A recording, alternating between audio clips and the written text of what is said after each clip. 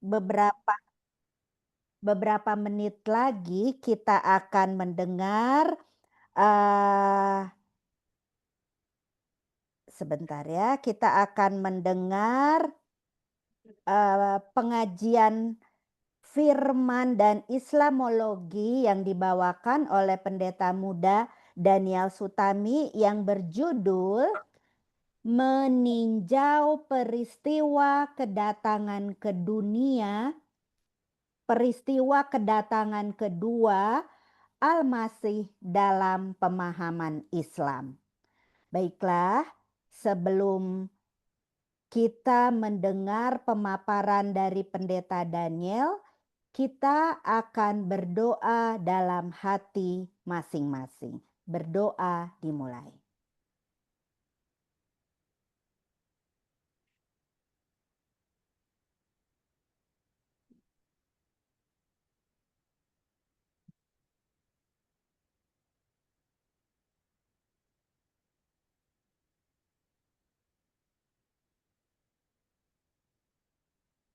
Berdoa selesai.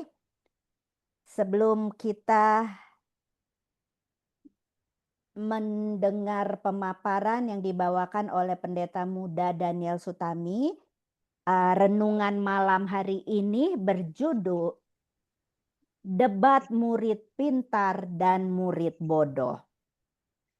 Di sini diceritakan di daerah Tiongkok pernah ada seorang guru yang sangat dihormati karena dia tegas dan jujur. Suatu hari, dua orang murid menghadap sang guru. Dua orang murid ini bertengkar hebat dan nyaris beradu fisik. Kedua murid ini berdebat tentang hitungan 3 kali 7. Kalau kita yang di sini tahu kalau 3 kali 7 itu yang benar adalah 21. Nah, salah satu dua orang murid ini yang pandai mengatakan 21, sementara murid yang kurang pandai mengatakan 27. Nah, kemudian si murid yang bodoh ini menantang murid yang pandai datang ke sang guru dan berkata bahwa guru harus menjadi juri untuk mengetahui mana yang benar. 3 kali 7 sama dengan 21 atau 27. Kemudian murid yang bodoh kurang pintar ini dia bilang begini, jika saya yang benar 3 kali 7 sama dengan 27, maka engkau harus mau dicambuk 10 kali oleh guru. Tetapi jika kamu yang benar, dia tunjuk murid yang pintar ini, maka saya bersedia untuk memenggal kepala saya. Wah, itulah tantangan yang dikasih oleh murid yang kurang pandai untuk untuk menantang murid yang pandai ini. Dua orang murid ini yang pandai dan yang kurang pandai datang ke guru mereka lalu mereka berbicara. Guru, katakan mana yang benar? 3 kali 7 sama dengan 21 atau 3 kali 7 sama dengan 27. Guru itu dikasih tahu bahwa kalau 3 kali 7 hasilnya 27, yang guru murid yang pintar ini harus dicambuk 10 kali, tetapi kalau 3 kali 7 itu 21, maka murid yang kurang pintar itu akan memotong lehernya. Apa yang terjadi? Guru itu datang, lalu dia mengambil cambuk dan mencambuk 10 kali murid yang pintar itu. Yang jawabnya 21. Kemudian si murid yang pintar ini memprotes. Kenapa saya dicambuk padahal hasil 3 kali 7 itu adalah 21? Lalu guru itu menjawab, hukuman ini bukan untuk hasil hitunganmu, tetapi untuk ketidakarifanmu yang mau-maunya berdebat dengan orang yang bodoh, yang mengatakan 3 kali 7 adalah 27. Lalu sang guru pun berkata lagi, lebih baik saya melihatmu dicambuk 10 kali dan menjadi arif daripada saya harus melihat satu nyawa terbuang sia-sia. Pesan moralnya kepada kita adalah, jika kita sibuk memperdebatkan sesuatu yang tak berguna, berarti kita juga sama salahnya atau bahkan lebih salah daripada orang yang memulai perdebatan. Sebab secara tidak sadar kita telah membuang waktu dan energi untuk hal yang tidak perlu. Bukankah kita sering mengalaminya? Bisa saja itu terjadi dengan pasangan hidup kita, atau dengan rekan kerja kita, atau sesama dengan anggota di rapat majelis, atau dengan tetangga. Berdebat atau bertengkar untuk hal yang tidak ada gunanya hanya akan menguras energi secara percuma. Ada saatnya kita diam untuk menghindari perdebatan atau pertengkaran yang sia-sia. Diam bukan berarti kalah, bukan. Memang tidak mudah, tapi janganlah sekali-kali berdebat dengan orang bodoh yang tidak menguasai permasalahannya. Dalam Alkitab 2 Timotius 2 ayat 23 berbunyi, hindarilah soal-soal yang dicari-cari, yang bodoh dan tidak layak. Engkau tahu bahwa soal-soal itu menimbulkan pertengkaran. Kiranya Tuhan selalu memberkati kita dengan memberikan kita kebijaksanaan dan kearifan dalam hidup kita sehari-hari ini. Baiklah, sebelum pemaparan yang akan dibawakan oleh Pendeta Sutami, kita akan berdoa, dan saya mengundang Bapak Ucok Panggabean untuk berdoa bagi kita semua. Bapak Ucok. Mari kita,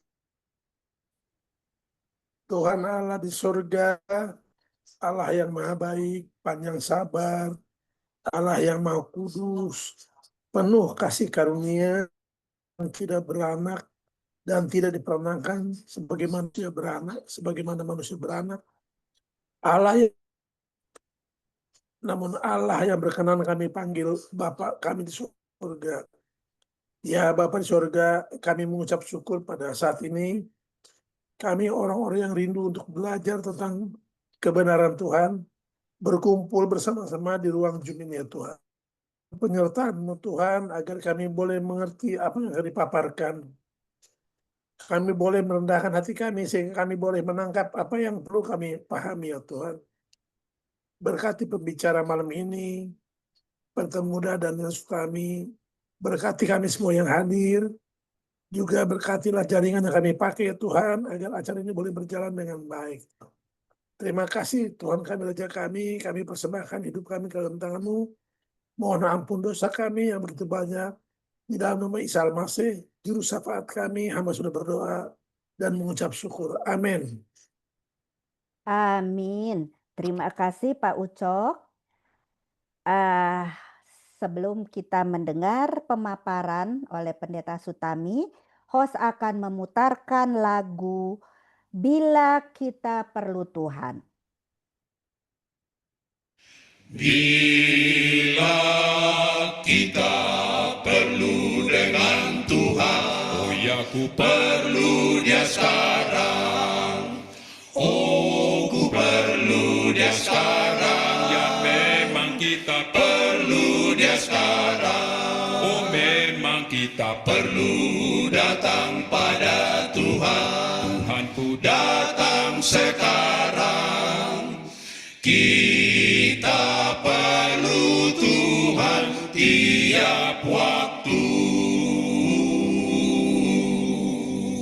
Perlu waktu pagi, perlu waktu pagi, perlu waktu pagi, perlu waktu pagi, perlu waktu siang, perlu waktu siang, perlu waktu siang, perlu waktu siang, perlu waktu malam.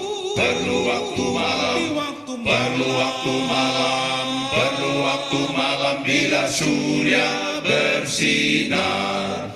Bila kita perlu dengan Tuhan, oh ya ku perlu Dia sekarang.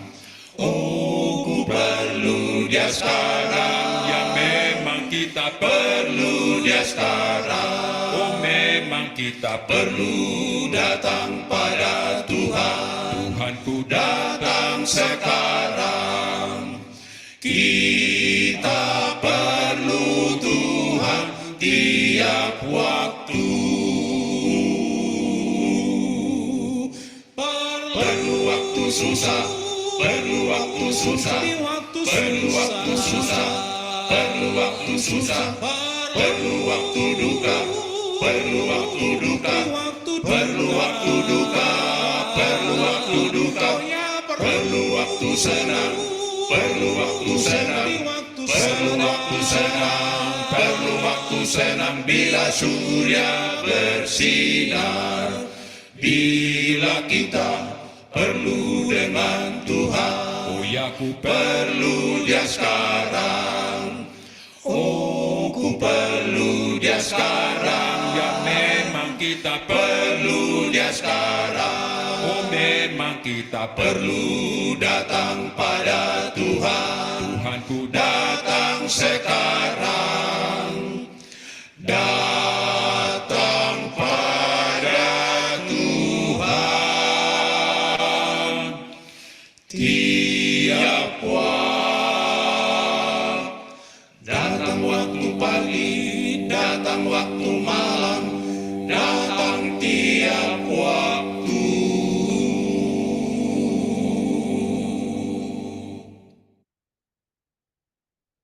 Amin. Itu lagu Bila Kita Perlu Tuhan dibawakan oleh Ikatan Alumni UNAI angkatan tahun 74.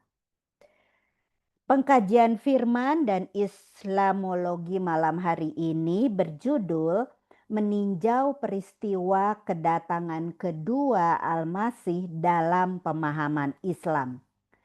Sebuah ulasan terkait kedatangan Isa kedua dalam pandangan Quran. Untuk selengkapnya, mari kita sediakan waktu dan tempat kepada Bapak Pendeta Daniel Sutami untuk memaparkannya. Waktu dan layar kami persilahkan.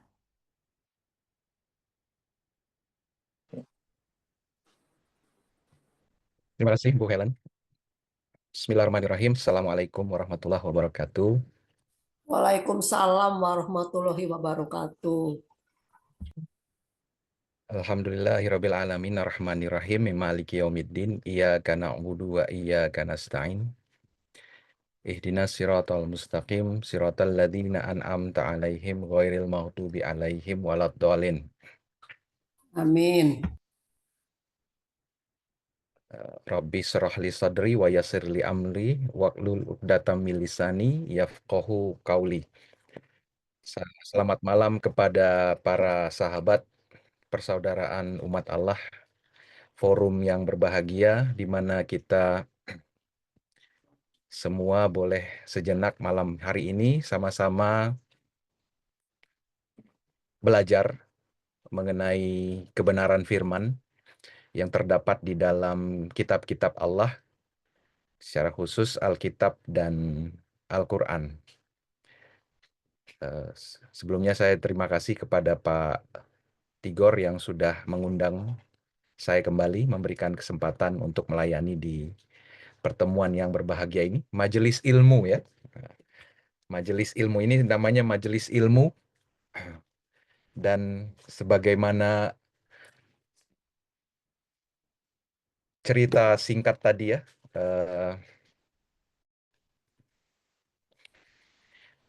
di dalam belajar itu kita selalu harus datang dalam posisi lebih merendahkan diri ya. Tentu kita semua punya pengetahuan, punya pemahaman. Namun akan sangat disayangkan bila sikap kita ketika datang ke majelis ilmu datang dengan tujuan ingin terlihat lebih tahu gitu ya. Karena kita akan kehilangan manfaat. Jadi untuk sementara waktu mungkin kita semua diharapkan untuk mengosongkan gelasnya supaya setiap baik yang Advent maupun yang Muslim bila ada yang hadir di sini, supaya kita bisa sama-sama belajar. Saya bukan berarti lebih tahu, bukan berarti saya lebih paham, tetapi ada hal-hal yang mungkin saja saya tahu lebih dulu, dan itu yang ingin saya bagikan. Dan mungkin nanti ada hal-hal yang saya tidak tahu, bisa dilengkapi oleh para sahabat yang hadir pada malam hari ini. Baik, saya akan share screen. Bentar.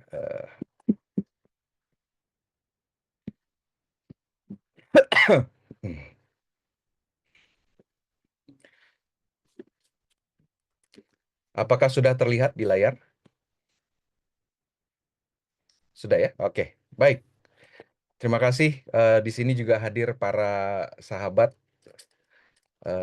pelayanan, sekaligus guru saya, Pak Pagabean, juga ada Pak Palmer Sagala sebagai praktisi, dan para hamba Tuhan, para pendeta, dan juga anggota-anggota jemaat. Dan bila ada mungkin para sahabat Muslim, selamat bergabung. Malam hari ini kita akan membahas satu pelajaran yang sangat sederhana sebenarnya, dan saudara mungkin bisa dapati di manapun dengan era informasi yang segala informasi itu ada, saudara, di dunia maya. Tinggal kita yang rajin untuk mencari dan juga memilah serta memilih ya, karena memang mungkin tidak semua informasi itu benar adanya. Jadi di era informasi ini segala hal membuat kita perlu lebih bijak. Nah, saya mengambil judul meninjau kedatangan kedua Isa Al-Masih.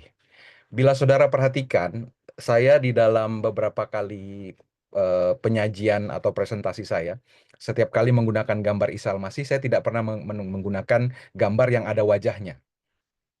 Ya, ini ada alasannya, saudara-saudara. Alasannya apa? Karena saya yakin kita semua tidak ada yang tahu bagaimana wajahnya Isa Al-Masih atau Yesus Kristus ya. Selain dari, dan kalau ada gambar-gambar yang kita dapati selama ini kita pasang di PowerPoint kita, itu semua adalah, kalau bahasanya Pak Panggabean, kiro-kiro gitu ya. Hanya rekaan. Kira-kira orangnya seperti ini, dan ada banyak versi tentang wajah Isa Al-Masih sesuai dengan pikiran artisnya, pelukisnya gitu ya. Ya, jadi kenapa dia rambut panjang? Oh, mungkin berdasarkan konteks di masa beliau hidup, orang-orang yang laki-laki memang berambut panjang. Kenapa dia pakai gamis gitu ya? Karena itulah pakaian pada masa itu, ya. Jadi saudara, kita tidak pernah punya exact description, ya, gambaran pasti tentang bagaimana wajah beliau. Maka saya suka karena dalam Islam menggambar wajah Nabi Muhammad itu sangat dihindari. Nah, saya pikir kenapa kita tidak melakukan hal yang sama kepada Isa. Dan ini ada pengalaman pribadi sebelum saya mulai. Beberapa tahun lalu, tahun 2016, Saudara, saya kebetulan terlibat dalam satu proyek penerjemahan. Dan proyek penerjemahan itu sangat berat dan tuntutannya sangat tinggi. Jadi saya selalu berdoa minta tuntunan dari Tuhan. Nah, satu malam saya bermimpi. Mimpi saya itu saya ada di dalam satu gedung sepertinya gereja karena saya duduk di bangku. Lalu di depan ada orang eh, kayak semacam mungkin kalau di kebaktian itu orang yang memberi pengumuman atau ya worship leader lah atau seperti itu. Nah, ketika kita sedang duduk, tiba-tiba dia berbicara, "Selamat datang di tempat ini Isa Al-Masih atau Yesus Kristus," saya lupa waktu itu. Kayaknya Isa Al-Masih. Jadi, nah, dia datang jadi kalau biasa kalau di gereja itu kan ada aisle ya, ada apa sih? Ya ada yang di tengah, jalan di tengah itu kan, terus bangku-bangku. Ya, lorong ya. Nah, terus saya mendengar langkah kaki berjalan. Dan sementara saya mendengar langkah kaki itu, Saudara, badan saya gemetar. Antara ketakutan tapi juga terharu, excited. Saking ketakutannya saya nggak berani noleh ke belakang, Saudara. Takut sekali. Jadi yang saya bisa hanya lihat ada sosok berjalan dari sudut mata saya gitu. Jalan ke depan, dan saya ketika dia sudah mulai di depan, saya hanya bisa melihat punggungnya. Dia pakai baju putih, gamis putih gitu ya, dengan selempang warna merah. Dan hanya bisa melihat beliau dari belakang. Saya tidak berani menatap wajahnya, Saudara. Lalu ketika beliau sudah berdiri di depan, kemudian beliau memimpin doa. Doanya, suaranya sangat menggelegar, berwibawa, terus dia berdoa, "Bapa kami dalam surga." Lalu saya terbangun, saya lagi menangis, Saudara. Itulah mimpi di mana saya bertemu dengan Isa Al-Masih. Banyak orang yang punya kesaksian ya didatangi dalam mimpi dan mereka segera tahu itu Yesus gitu ya, dipanggil. Mungkin dia memperkenalkan diri, "Saya Yesus," gitu ya. Lalu ketika melihat gambar di gereja, "Oh iya, itu orang yang saya temui." Ya, mungkin itu pengalaman pribadi karena dia sudah pernah lihat gambar Yesus sehingga ketika memperkenalkan diri seperti Yesus sebagai Yesus, ya itulah wajah yang terproyeksi dalam ingatan, mungkin ya. Tapi saya yang mungkin dengan pemahaman saya yang saya tahu wajahnya kita nggak ada yang pernah lihat, dan kalau ada gambar-gambar itu kan semua rekaan. Dan di dalam Alkitab Musa, Saudara, ketika meminta untuk melihat wajah Allah itu sampai pingsan. Dalam Al-Quran juga tercatat.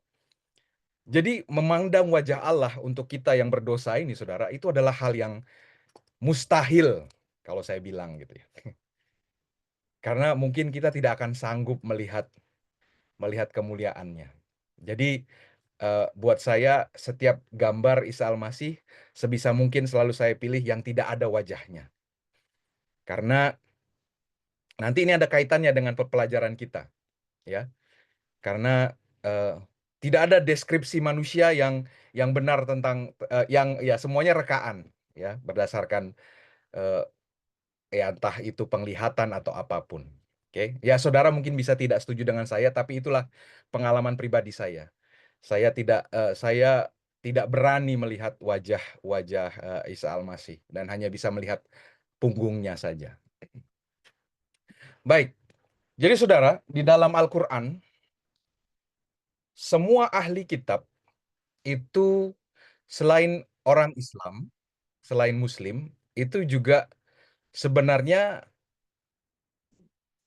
selamat dengan catatan. Ya, ini ayat ini saya bacakan. Bismillahirrahmanirrahim. Innalladzina amanu, sesungguhnya orang-orang mukmin, orang-orang beriman. Ini biasanya diterjemahkan atau ditafsirkan sebagai orang Islam. Karena berikutnya, walladzina hadu, orang-orang Yahudi. Wan nasoro, orang-orang Nasrani. Wasabiina, orang-orang sabiin, orang-orang sabean, ya. Ya, ini mungkin kayak semacam aliran agama yang ada di masa Nabi Muhammad. Lalu man amana billahi katanya. Siapa saja di antara mereka yang beriman kepada Allah. Jadi pertama catatannya beriman. Oke? Lalu kemudian man amana billah wal yaumil akhir dan hari akhir. Jadi orang beriman, saudara, beriman kepada Allah, tapi kalau nggak percaya adanya akhirat, nggak masuk dalam golongan ini ya. Dan terakhir, wa amila solihan, dan beramal soleh. Mereka, falahum ajruhum inda rabbihim, mereka akan menerima pahala dari Tuhan mereka. Wala khaufun, tidak ada khauf. Khauf itu rasa takut, saudara, kekhawatiran. Walahum yahzanun, dan tidak bersedih hati, la tahzan, ya. Jadi khauf dan tahzan, jadi tidak ada rasa takut dan nggak sedih, ya. Jadi ini ayat ada 2 kali, satu lagi di surat Al-Maidah ayat saya lupa ayat 69 mungkin kalau nggak salah, ya. Bunyinya begini, jadi ayat ini yang menyatakan bahwa semua orang, jadi eksklusifisme Islam bahwa hanya orang Islam yang selamat itu dibantah oleh ayat ini. Walaupun nanti ada yang menggunakan ayat ini sudah dibatalkan oleh ayat yang mengatakan sesungguhnya agama yang benar di sisi Allah adalah agama Islam. Ya, innad dina indallahil Islam. Jadi orang sering bilang ayat ini sudah dibatalkan oleh ayat yang innad dina indallahil Islam. Ada perdebatan bagi muslim yang eksklusif akan setuju dengan bahwa ayat Al-Quran itu saling membantah. Jadi gantinya saling melengkapi atau memahaminya dengan memahami konteks. Jadi ayat itu, misalnya bicara tentang sabat, sudah dibatalkan oleh ayat hari Jumat. Nah, biasa seperti itu. Ya, karena ada konsep namanya nasih mansuh. Jadi ada ayat yang digantikan dengan ayat yang lain. Kira-kira begitu, saudara. Tetapi ini pun perdebatan di kalangan ulama, di kalangan scholar. Perihal konsep nasih mansuh, abrogation.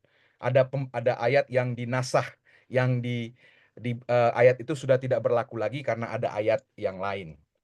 Kalau kayak gitu, saudara, nanti bisa ada ya kekacauan lah ya, karena nanti ada yang bilang ayat ini udah nggak berlaku karena ada ayat ini. Nah, ini. Nah, ini lazim terjadi ya. Tetapi kita sebagai orang yang inklusif gitu ya, dan muslim, saudara-saudara muslim yang moderat, memahami ayat ini ya tadi, Allah itu inklusif, Allah itu ingin menyelamatkan semua orang, tapi 3 syaratnya. Beriman, ya.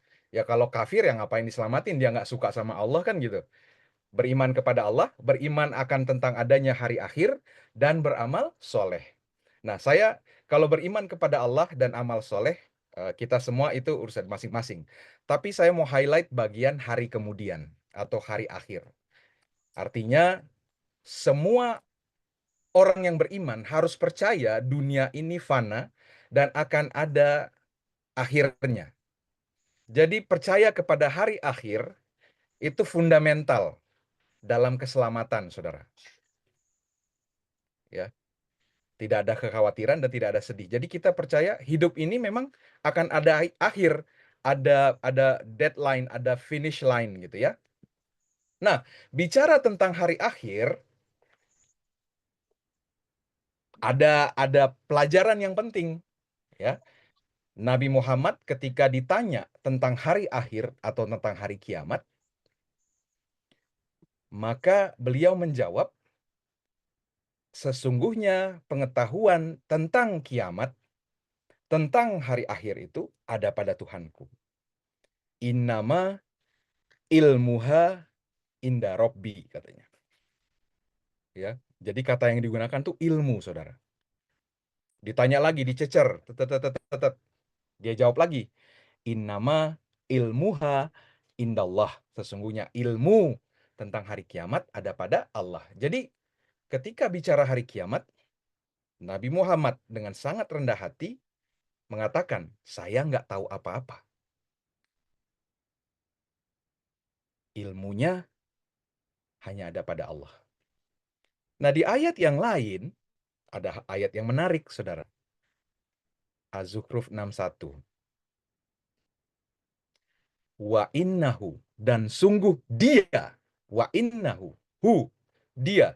Siapa dia? Kalau baca ayat sebelumnya, itu bicara Isa. La ilmu lis-sa'ah.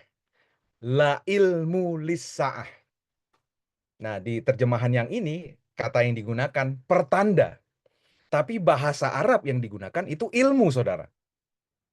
Dan sungguh, jadi kalau bisa dibaca ulang, sungguh dia Isa benar-benar sumber pengetahuan atau memberikan pengetahuan, atau dengan kehadirannya kita tahu tentang hari kiamat. Saat, ya, kata kiamat di dalam bahasa Arabnya saatnya, the time. Ya. Jadi Isa benar-benar adalah memberikan ilmu tentang hari kiamat. Jadi ketika ditanya kepada Nabi Muhammad, beliau katakan, saya nggak tahu. Namun Al-Quran mengatakan, bicara hari kiamat, tanyanya atau taunya dari Isa Al-Masih. Karena itu janganlah kamu ragu-ragu.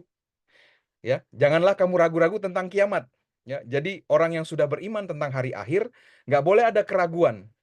Dunia ini pasti berakhir. Soal kapannya, hubungannya dengan Isa. Dan ini adalah jalan yang lurus. Jadi bicara sirotol mustaqim, jalan, jadi kan kita semua berangkat dari titik yang beda-beda ya, saudara-saudara ya. Tetapi titik akhirnya sama, kiamat.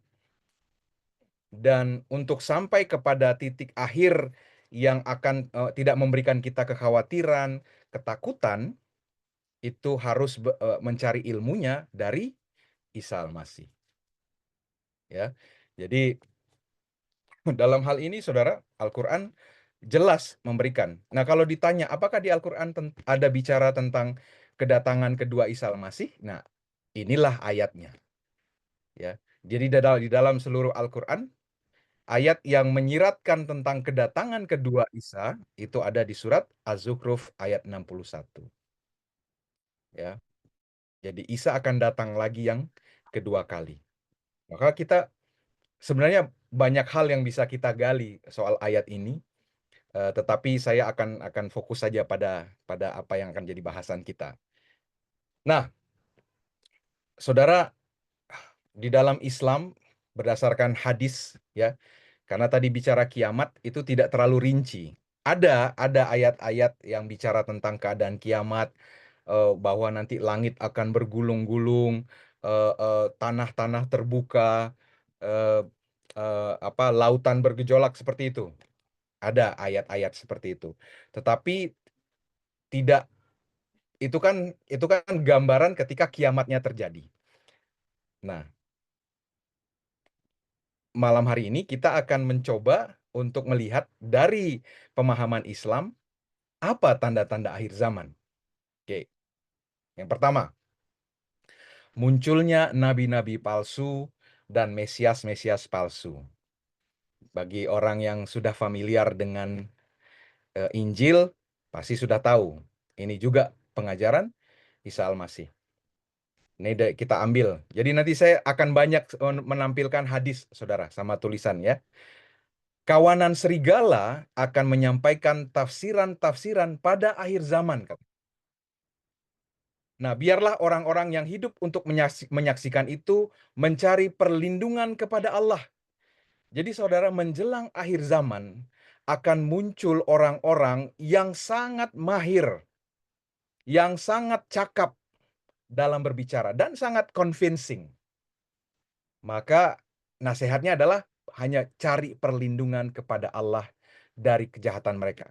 Mereka akan menjadi orang-orang yang sangat rusak dan mereka kemunafikan akan merajalela, dan tak seorang pun merasa malu akan hal itu serta perwujudannya. Jadi saudara, nabi-nabi ini, Mesias ini, saudara akan lihat dari buahnya katanya. Jadi bisa jadi mereka cakap dalam berbicara, mereka sangat convincing, meyakinkan, tetapi saudara lihat dari buah, dari karakternya, dari tabiatnya. Karena tabiat itu tidak bisa buat-buat ya saudara. Karakter itu pasti akan kelihatan. Makanya menjadi manusia baru ya dalam konsep Injil itu bukan bicara behavior modification. Nyonya Wet juga jadi selama ini kita mengira perilaku kita ini bisa dimodifikasi. Itu ke ilmu psikologi. Saya sarjana psikologi. Ada memang cara untuk membuat seseorang menunjukkan perilaku tertentu. Itu namanya behavior modification. Tetapi bicara manusia baru yang ditekankan dalam Injil, saudara, itu bicara perubahan mindset. Perubahan tabiat, dan itu dari dalam keluar. Kalau behavior modification, itu luar dulu, yang dibagus-bagusin. Itulah yang dikutuk oleh Isa Al-Masih kepada ahli Taurat. Kalian seperti kubur-kubur yang dicat putih, bersih, katanya. Tapi kuburan, saudara. Nah, ya, jadi kita orang-orang yang akan mahir menjadi nabi-nabi palsu adalah orang yang secara tabiat luar biasa. Saudara akan melihat, wah, dia orang pilihan Tuhan, atau dia orang yang man of God gitu ya. Tetapi saudara, bisa jadi itu tampilan luar ya. Mereka akan berlaku munafik, ternyata ada dosa-dosa atau apapun ya. Dan itu bisa jadi menimpa diri kita sendiri ya. Termasuk saya. Ketika saya bicara begitu baik gitu ya di hadapan orang, ternyata saya punya hal-hal yang sebenarnya saya simpan. Jadi saya munafik sebenarnya. Nah, jadi ini bukan, ketika nasihat seperti ini, saudara jangan langsung melihat teringat sama orang. Yang pertama kali kita lihat adalah diri kita sendiri dulu, ya. Yang kedua, saat itu atau kiamat tidak akan terjadi hingga muncul 30 pendusta, dan masing-masing akan mengaku bahwa dia adalah Rasul Allah.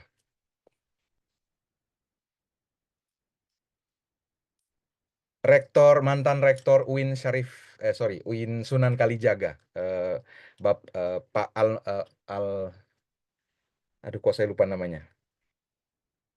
Ya, beliau menulis nabi-nabi Nusantara.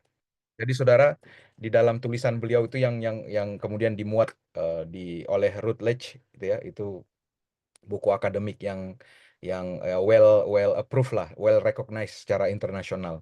Nabi-nabi Nusantara. Jadi Indonesia ini ladang subur kemunculan nabi-nabi, saudara. Ada banyak nabi muncul. Yang terbaru ya yang beberapa tahun lalu ada Lia Eden sama Ahmad Musadek yang mengklaim sebagai Mesias, sebagai nabi dan lain-lain. Ya, jadi Indonesia ini ladang subur, dan karena orang-orang kita masih sangat takjub atau kagum dengan orang-orang yang jadi kuncinya hanya pede saja, saudara. Kalau saudara sangat meyakinkan, saudara bisa dapat pengikut, ya. Bisa, sangat bisa. Untuk jadi pengikut itu, untuk jadi pemimpin, hanya butuh satu orang saja. Ya. Kalau saudara bisa meyakinkan satu orang atas keyakinan saudara, itu saudara udah jadi leader.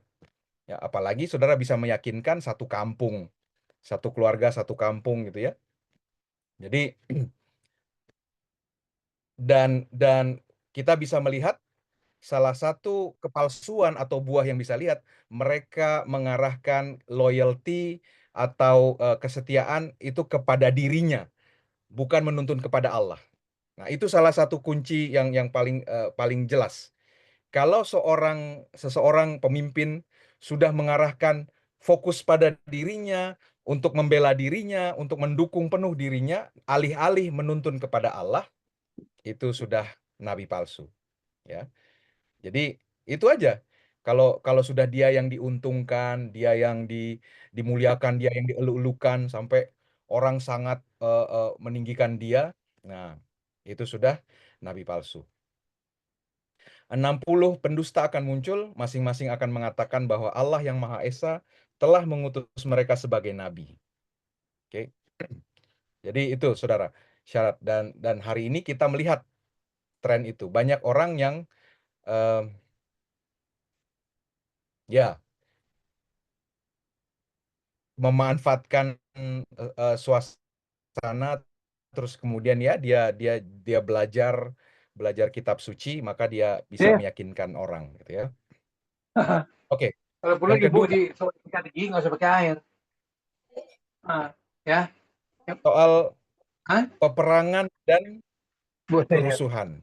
Nggak pakai air. Ada hadis yang menyebutkan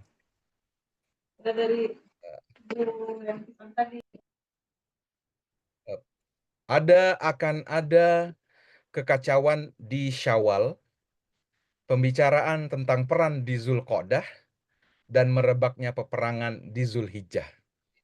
Jadi Syawal, Zulqa'dah, dan Zulhijjah, saudara, ini adalah bulan-bulan di dalam tahun Hijriah.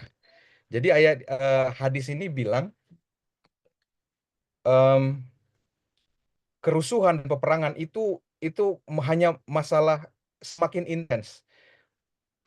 Bulan ini baru ada kerusuhan sedikit, tiba-tiba bulan depan udah bicara perang, di bulan depannya lagi memang beneran perang, ya. Maka kalau saudara baca hadis ini, saudara akan teringat pesannya Isa Al-Masih atau Yesus Kristus ketika dia, kamu akan mendengar kabar-kabar tentang peperangan. Ya. Hari ini saudara, kita bisa lihat ya, Rusia, ya, lalu ada Israel Palestina, ya itu sudah kabar lama ya. Kemudian India dan Pakistan, ya. Jadi bangsa-bangsa sudah semakin gelisah, semakin resah. Lalu kemarin Iran dan Israel. Jadi saudara, ini adalah tanda-tanda akhir zaman, peperangan. Setiap hati akan membayangkan keonaran, katanya. Orang-orang akan mengadakan pembicaraan dengan sesamanya dan berdamai dan kesepakatan melakukan unjuk rasa. Ya. Jadi ada upaya-upaya untuk berbicara, tapi dengan cara salah satunya harus ada unjuk rasa. Sekarang hari ini gampang sekali orang demo. Dulu mungkin tahun 90-an kita jarang lihat orang demo, tapi hari ini saudara, orang gampang digerakkan, massa itu gampang sekali dimobilisasi. Namun sampai di suatu masa di mana hati manusia menolak perdamaian. Nah, pada hari itulah kiamat akan datang, katanya. Ya. Kiamat akan datang sampai tiba di suatu masa di mana manusia akan menolak perdamaian dan kesepakatan. Jadi saudara, kiamat akan terjadi ketika dunia ini berperang. Jadi itu adalah realitanya, ya. Manusia akan manusia yang menjauh dari Tuhan akan semakin kelihatan kedoknya, gitu ya. Oh, ternyata kenapa orang berperang? Ya karena ada kepentingan-kepentingan toh, untuk kepentingan negaranya, kepentingan kelompok tertentu, elit tertentu, kan gitu. Ya. Dan pada masanya ketika sudah tidak ada lagi titik kesepakatan perdamaian, barulah kiamat datang. Konflik dan revolusi akan semakin merebak dan orang-orang akan saling membunuh. Ada yang bunuh diri dan kejahatan merembet ke seluruh dunia. Ya. Jadi saudara, kita hari ini disuguhkan dengan hal-hal seperti itu. Ketiga, kelaparan, wabah penyakit, dan gempa bumi. 3 tahun sebelum kemunculan Dajjal akan terjadi hari-hari yang sangat menekan dan kelaparan merajalela. Ya. Wabah epidemi, yaitu penyakit yang menjakiti ternak dombamu, akan menular padamu.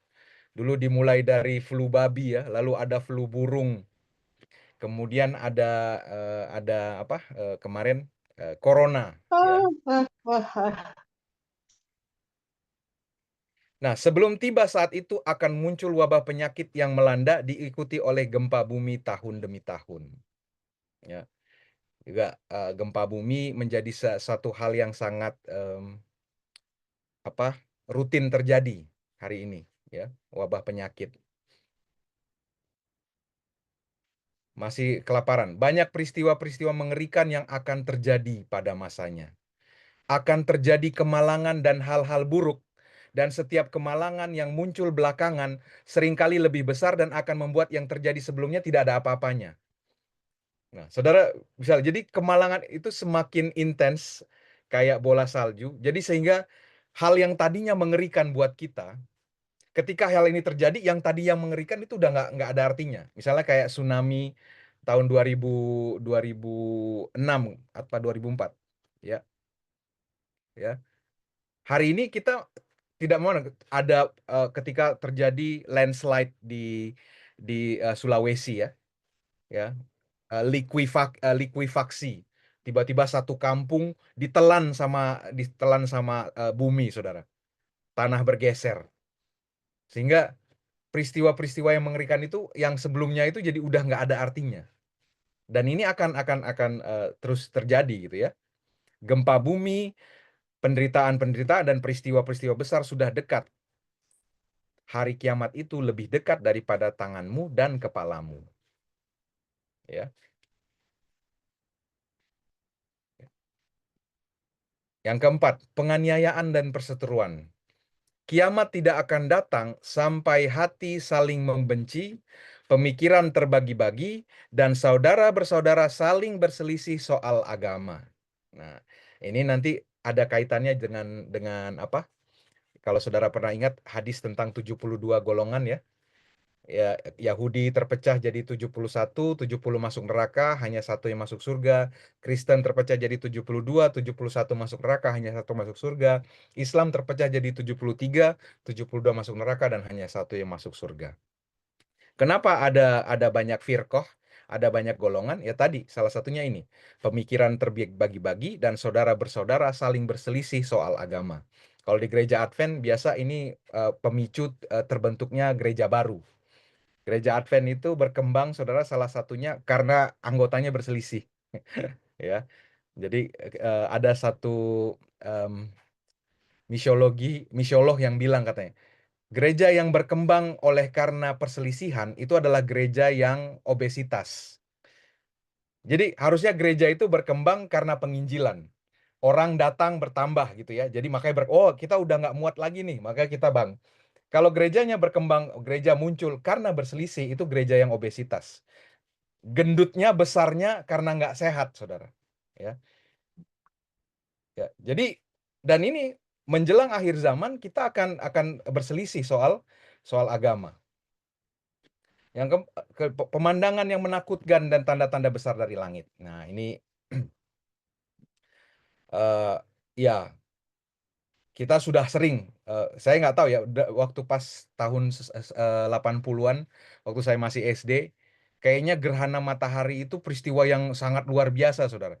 Jadi ketika mau terjadi gerhana matahari itu, wah, saya masih ingat itu, jangan lihat langsung, lihatnya dari pantulan atau pakai kacamata. Itu peristiwa sampai semuanya keluar dari sekolah, benar-benar ini. Tetapi hari ini kayaknya gerhana itu selalu terjadi, saudara. Saya nggak tahu. Selalu terjadi gerhana bulan, gerhana matahari itu. Kok kayaknya katanya dulu gerhana bulan setiap berapa ratus tahun sekali. Sekarang kok terjadinya sering sekali gitu ya. Nah, saya nggak tahu apakah itu memang sudah tandanya. Sebuah bintang berekor muncul, ya, meteor ini ya. Sementara para raja berhaji ke Mekah untuk jalan-jalan. Nah, ya, jadi orang kalau dulu ke Mekah, saudara, itu tujuannya untuk belajar agama, karena ulama-ulama tinggal di Mekah. Jadi orang kalau naik haji itu tujuannya belajar, maka mereka bisa sudah perjalanannya berminggu-minggu, berbulan-bulan, hidup di sana pun bertahun-tahun gitu. baru pulang, ya itu. Maka ketika disebut Pak Haji, mereka itu dulu haji memang orang yang berilmu. Kalau hari ini saudara, banyak orang berhaji karena jalan-jalan, flexing, ya, yang kaya untuk berniaga, yang miskin beristirahat, yang hafiz itu menghafal Quran, itu show off, ya, flexing kalau bahasa anak sekarang. Ya, orang-orang jadi soleh itu karena memamerkan, dipamerkan, jadi influencer. Banyak sekarang hafiz jadi selebgram gitu ya, lalu ya udah kayak selebritis. Padahal kan tujuan hafiz ya tadi selain menghafal tentu juga memaknai Quran harusnya. Tapi sekarang ibadah, kalau saya boleh simpulkan, ini kayak ibadah itu jadi kayak ajang menunjukkan kekayaan, menunjukkan keahlian, yang seharusnya menjadi sesuatu yang sangat privat, personal, dan life changing, ya. Jadi kalau kita beribadah itu harusnya mengubahkan diri kita, membuat kita jadi pribadi yang lebih baik gitu. Sebelum saatnya tiba akan terjadi kesengsaraan yang berdebu dan berasap seperti tambalan atas malam yang gelap. Ya, saya tidak terlalu paham ini. Mungkin kalau saudara ada yang dapat pengertian ketika baca hadis ini, kalau saya tidak terlalu menangkap ya apa maksudnya. Tsunami dan bencana ekologis. Kiamat tidak akan terjadi hingga 10 tanda terlihat. Yang ke-10 adalah angin puting beliung yang melontarkan orang ke laut. Saatnya tidak akan tiba hingga terjadi hujan yang menghancurkan seluruh pemukiman. Ya, kemarin hujan membuat longsor di daerah puncak gitu ya. Jadi sekarang mau tinggal di gunung saudara kena longsor, tinggal di tepi pantai kena tsunami. Ya, jadi kalau dibilang oh nanti kita harus lari ke gunung-gunung, saudara nggak ada tempat untuk melarikan diri. Kalau memang mau kena musibah, kalau memang Allah mengizinkan terjadi bencana, kita akan kena dimanapun kita berada. Ya, jadi memang itulah makanya tempat pelarian kita hanya pada Tuhan. Kita tidak bisa berlari ke kita harus ke gunung-gunung, country living segala, ya. Kalau Tuhan mengizinkan terjadi musibah, mau di pantai, mau di gunung, mau di kota, mau di desa, pasti kena. Curah hujan meningkat dan rumput mengering karena kiamat sudah dekat. Ketegangan sosial karena ketidakadilan, runtuhnya kemakmuran, kekacauan, korupsi, ketakutan akan muncul di barat. Korupsi bertambah banyak. Menerima sogokan adalah salah satu tanda-tanda kiamat. Orang-orang akan didera perselisihan dan pergolakan sosial. Akan tiba masa ketika orang beriman tidak lagi peduli soal dari mana harta mereka diperoleh, apakah dengan cara halal atau haram. Jadi orang beriman pokoknya ya fokusnya karena kekayaan, mau caranya ya tadi korupsi atau disogok gitu ya. Ya, sekarang kita kan melihat di dalam sistem pemerintahan kita. Ya, salah satu lembaga kita ya, kalau nggak ada duit nggak jalan gitu ya. Sampai banyak orang, wah mending kita gaji pemadam kebakaran aja karena lembaga yang satu itu nggak jalan gitu ya. Atau lembaga ya, orang-orang mencurangi takaran dan timbangan ya. Ya, sebenarnya praktek ini sudah terjadi di masa yang lalu, tetapi makin ke sini orang sudah semakin tidak peduli bahwa ayo kita kurangin atau kita akalin timbangannya atau apa itu jadi sebuah norma, Saudara. Orang udah nggak peka lagi, udah nggak merasa bersalah kalau dia melakukan penipuan. Akhir akan tiba tahun-tahun pengkhianatan dan tipu daya, pendusta akan dianggap benar dan orang benar dianggap mendusta. Orang yang berkhianat akan dipercaya dan orang yang dipercaya dianggap pengkhianat. Jadi inilah potret manusia-manusia akhir zaman, ya. Keadaan manusia di menjelang akhir zaman. Kedurhakaan dan keegoisan meningkat, ya. Pengetahuan akan dirampas. Ya, hari ini sekarang semua orang bisa dianggap berilmu karena kita era informasi. Saudara baca sedikit saja, dengar seminar dari YouTube saja, saudara langsung bisa jadi influencer, bisa jadi ustadz, bisa dianggap ini, ya. Pengetahuan, jadi proses mendapatkan pengetahuan itu sangat gampang sehingga nilai pengetahuan itu jadi sangat rendah. Kekacauan di mana-mana, kekikiran akan ditaruh dalam hati dan akan terjadi banyak sekali pertumpahan darah. Saatnya akan mendekat. Kiamat akan datang ketika kebaikan ditinggalkan dan tak seorang pun menyuruhnya, dan kejahatan dilakukan dan tak seorang pun melarangnya. Ya. Orang-orang muda membangkang. Kasih sayang serta rasa hormat antara orang muda dan orang dewasa akan berkurang. Ketika yang tua tidak memiliki kasih sayang terhadap yang muda, ketika orang muda tidak menunjukkan rasa hormat terhadap yang tua, ketika anak-anak bangkit amarahnya, penghakiman sudah dekat. Ya. Nah, ini sama kayak ayat di dalam Injil. Ya. Nah, maka saudara, Islam mengajarkan tentang kemunculan 3 kuasa yang menipu di akhir zaman. Ada 3, tapi kita hanya akan bahas 1 saja. Al-Masih Ad-Dajjal atau Antikristus, Ya'juj dan Ma'juj, Gog dan Magog, serta Dabat min al-ard, binatang yang berasal dari bumi. Saya hanya akan cover yang Al-Masih Ad-Dajjal saja. Mungkin nanti next time tentang Ya'juj dan Ma'juj, serta binatang yang berasal dari bumi. Jadi ada di dalam Islam. Diriwayatkan oleh Abdullah bin Umar. Ini jam berapa ini? Oh, jam 8. Aku berpaling dan melihat seorang laki-laki yang gemuk, berkulit merah dan berambut keriting. Mata kanannya buta dan matanya itu seperti buah anggur yang masak. Siapakah orang itu? Dia adalah Al-Masih Ad-Dajjal. Nah, saudara, nanti kita akan lihat deskripsi tentang Dajjal itu kebanyakan secara fisik. Dan penekanannya pada nanti mata. Ya. Mata kanannya buta dan seperti buah anggur. Nabi menyebutkan Al-Masih Ad-Dajjal di depan umatnya, sabdanya, Allah bukanlah bermata juling, sedangkan Al-Masih Ad-Dajjal mata kanannya buta dan matanya seperti anggur yang menonjol keluar. Aku melihat seorang laki-laki berambut keriting dan buta mata kanannya, perawakannya mirip Ibnu Qatan. Dia meletakkan tangannya di pundak seseorang saat melakukan tawaf mengitari Ka'bah. Aku bertanya, siapa ini? Mereka berkata, Al-Masih Ad-Dajjal. Jadi ini menarik bahwa Al-Masih Ad-Dajjal itu sudah ada dari dulu. Nah, banyak cerita di dalam Islam yang meriwayatkan. Jadi Dajjal ini sudah hidup dari dulu. Ya. Rasulullah bersabda, bukan Dajjal yang lebih aku khawatirkan pada kalian. Sebab jika ia muncul sementara aku masih berada di antara kalian, akulah yang membela kalian. Namun jika ia muncul sementara aku tidak ada di antara kalian, maka setiap orang adalah pembela bagi dirinya sendiri. Perhatikan nih, jadi kalau udah nggak ada Nabi Muhammad, setiap orang melindungi dirinya sendiri terhadap Dajjal.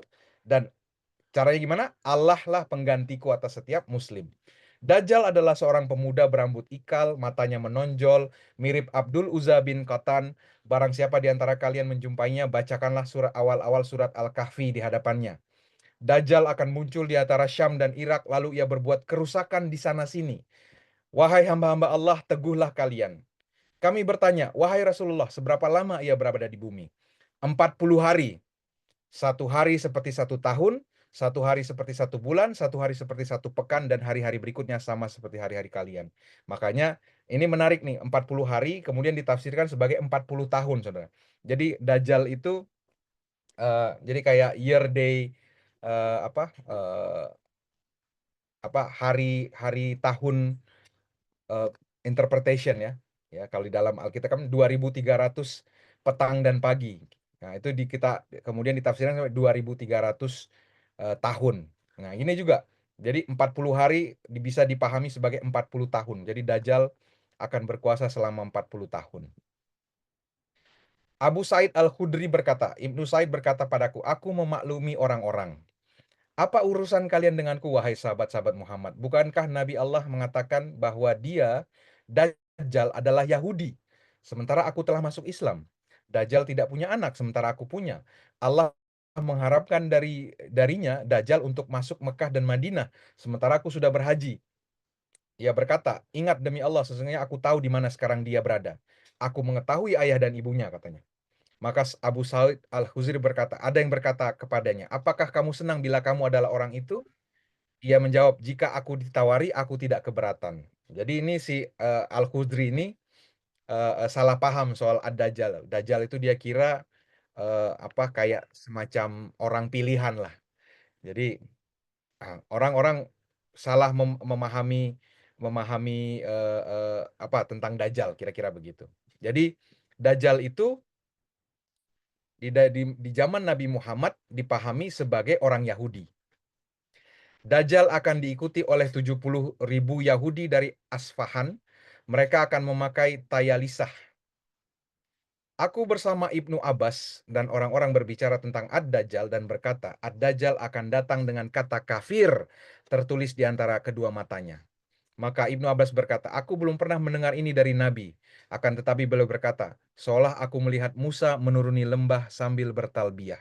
Jadi kedatangan Dajjal itu, saudara, kayak Musa menuruni gunung Sinai sambil bertalbiyah. Talbiyah itu kayak orang naik haji, labbaik Allahumma labbaik. Jadi kayak memanggil-manggil Allah, kira-kira gitu. Jadi Musa sedang mengumandang. Nah, seperti itulah Dajjal datang. Tapi ada tulisan kafir di tengahnya. Nah, ini saya dapat di internet. Kembali ini kiro-kiro ya. Ini adalah rekaan. Jadi sama seperti wajah Yesus mungkin direka-reka oleh para artis. Nah, orang juga mencoba karena berdasarkan deskripsi yang tertulis.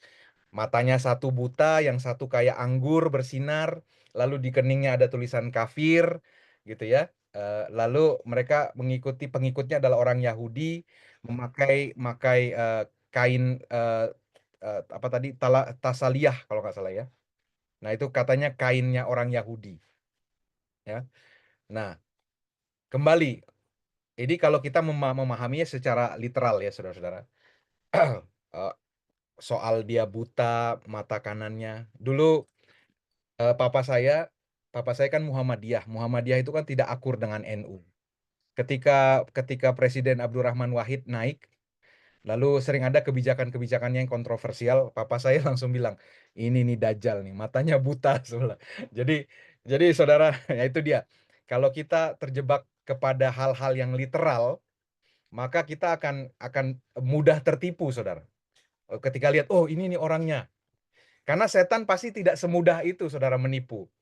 Kalau menipu itu nggak kelihatan. Kalau kayak gini terang-terangan nulis kata kafir, jadi pasti ada makna yang lebih dalam dari kata. Apa maksudnya kata kafir di antara kedua matanya? Ini kan lobus frontal ya.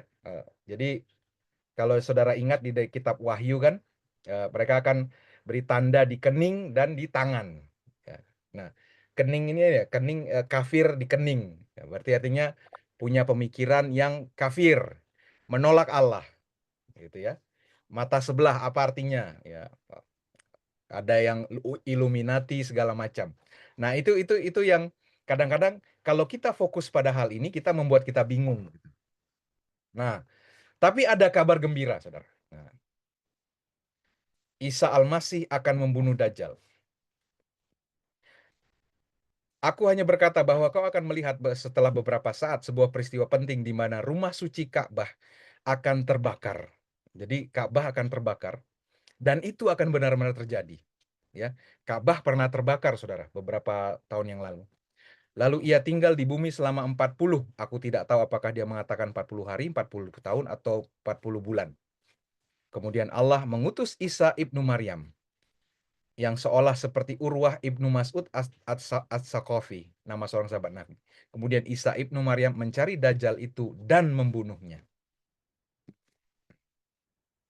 Nah, ini dikonfirmasi dalam perjalanan Nabi Muhammad Isra Miraj ya. Selama perjalanan malamnya atau kenaikannya ke surga, Nabi bertemu dengan Abraham, Musa, dan Isa Al-Masih. Mereka membahas di antara mereka sendiri mengenai hari kiamat. Mereka bertanya kepada Abraham tentang hari kiamat, dan Abraham tidak tahu. Bertanya kepada Musa, Musa juga tidak tahu. Ya, Nabi Muhammad pun tidak tahu. Kemudian pembicaraan datang kepada Isa Al-Masih, putra Maryam. Dan Isa berkata, aku telah diberi tugas sebelum itu terjadi. Tetapi untuk waktu yang tepat dari kiamat, tidak ada yang tahu selain Allah, katanya. Lalu dia menyebutkan kemunculan antikristus, dan Isa berkata, aku akan kembali dan membunuhnya. Ya, jadi saudara nggak usah pusing soal Dajjal itu siapa atau bagaimana gitu. karena sudah jelas akhir hidupnya akan dibunuh oleh Isa Al-Masih. Nah, Nawas bin Sam'an meriwayatkan Rasulullah bersabda, Allah mengutus Al-Masih putra Maryam dan dia akan turun di menara putih sebelah timur Damaskus dengan memakai 2 potong baju yang dicelup za'faran dan wars dengan meletakkan kedua telapak tangan di atas sayap 2 malaikat. Jika dia menundukkan kepalanya akan menetes, jika dia mengangkatnya turunlah air seperti mutiara. Maka tidak ada seorang kafir pun yang mencium aroma nafasnya kecuali dia pasti mati dan nafasnya tercium dari jarak sejauh pandangannya. Lalu Isa mencari Dajjal hingga menjumpainya di pintu Lut, lantas dibunuhnya Dajjal. Kemudian Isa datang kepada suatu kaum yang telah dilindungi oleh Allah dari Dajjal. Lalu Isa mengusap wajah mereka dan memberitahu mereka tentang derajat mereka di surga. Nah, ini masjid yang dimaksud, saudara, Masjid Damaskus. Ada 3 menara. Nah, Isa akan turun di menara sebelah timur, maka disebut Minaret of Jesus. Lalu ada menara barat, lalu ada menara pengantin. Jadi di dalam tradisi Islam, peristiwa kedatangan Isa itu terjadi pertama kali di Damaskus. Isa akan muncul turun di menara Masjid Damaskus. Oke. Nah, ini kembali ini tradisi Islam ya, saudara. Ya, tentu berbeda dengan pemahaman kita, tetapi poinnya Isa itu datang ya, dan dia akan membunuh Dajjal. Demi jiwaku yang berada di tangannya, sebentar lagi Isa bin Maryam akan diturun di tengah-tengah kalian sebagai hakim yang adil. Beliau akan menghancurkan salib, membunuh babi, menghapus jizyah. Nah, ketika Isa datang, dia akan menghancurkan salib, membunuh babi, menghapus jizyah. Harta semakin banyak, jadi orang makin sejahtera. Dan semakin berkah sampai seorang tidak ada yang menerima harta itu lagi. Jadi nggak ada lagi orang miskin. Dan sujud seseorang lebih disukai daripada dunia dan seisinya. Ya. Jadi, sikap hidup orang yang adalah sujud, ya, selalu berserah kepada Allah. Maka Abu Hurairah mengatakan, bacalah jika kalian suka, tidak ada seorang pun dari ahli kitab kecuali akan beriman kepadanya sebelum kematiannya. Jadi semua ahli kitab ketika melihat Isa datang pada akhirnya akan mengimani, ya. Nah, sebelum kematiannya ini ada beberapa tafsir. Ada yang mengatakan ini sebelum kematian ahli kitab, ada yang mengatakan sebelum kematian Isa. Makanya ada tafsir Isa ketika datang lagi, karena kan kalau dalam Islam Isa nggak disalibkan, tapi langsung diangkat hidup-hidup. Jadi ketika dia turun, maka semua akan beriman kepadanya, habis itu baru dia mati, baru Isa mati, karena dia belum mati sebelumnya. Nah, tapi ayat ini sebenarnya kalau kita baca bicara kematian ahli kitab, bukan kematian Isa. Ya. Karena nanti di sini di hari kiamat Isa akan menjadi saksi terhadap mereka. Ya, ketika Isa datang kan dia tanda hari kiamat. Kalau dia mati gimana dia jadi saksi kan gitu.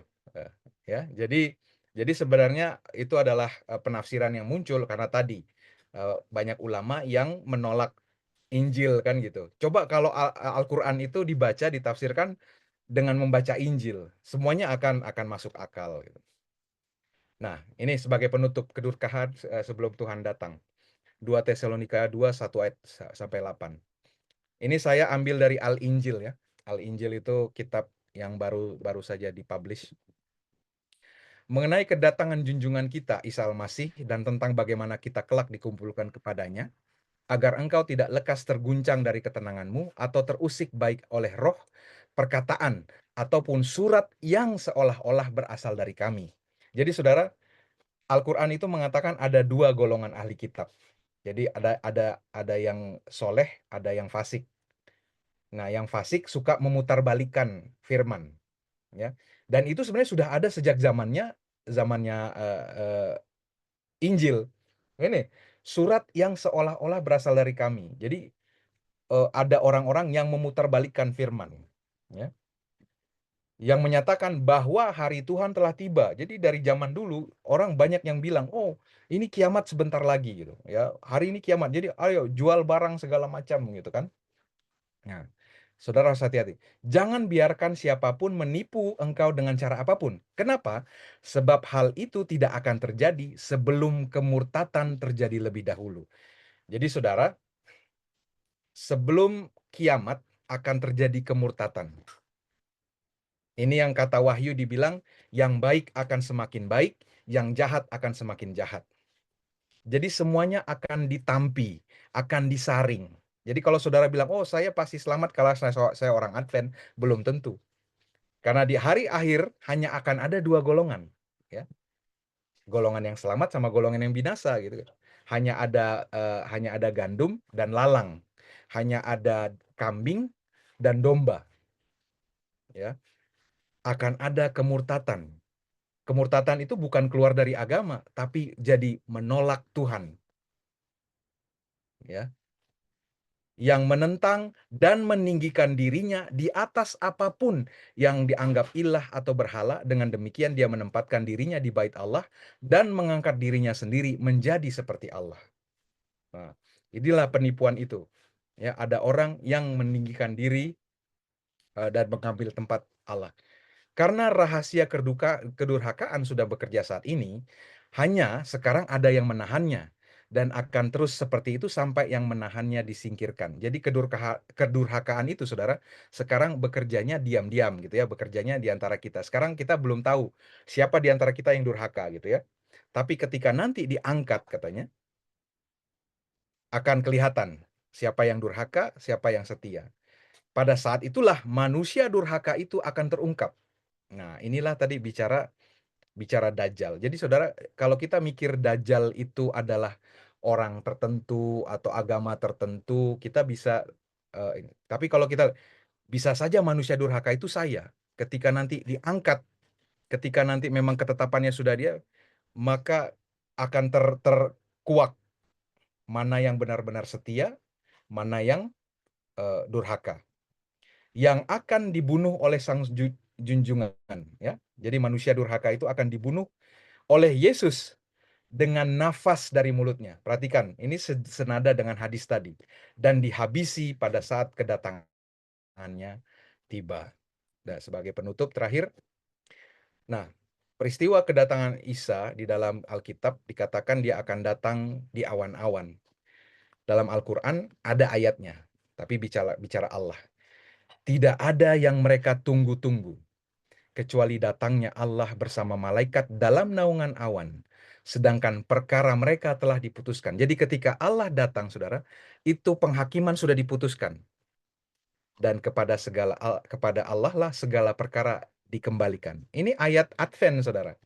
Bicara menunggu. Maka setiap orang yang menunggu Isa Al-Masih, itu orang Advent. Jadi kalau bicara Islam, bicara kiamat, peristiwanya ya nunggu Isa Al-Masih. Jadi sebenarnya Islam itu bagian dari pergerakan Advent juga. Demikian pemaparan pada malam hari ini mengenai meninjau kembali peristiwa kedatangan kedua Isa Al-Masih di dalam pemahaman Islam. Tentu ada banyak hal yang tidak tercover sepenuhnya, tetapi setidaknya ini bisa menambah pemahaman kita tentang peristiwa besar itu dari sisi pemahaman Islam. Demikian, Tuhan berkati. Assalamualaikum warahmatullahi wabarakatuh. Waalaikumsalam.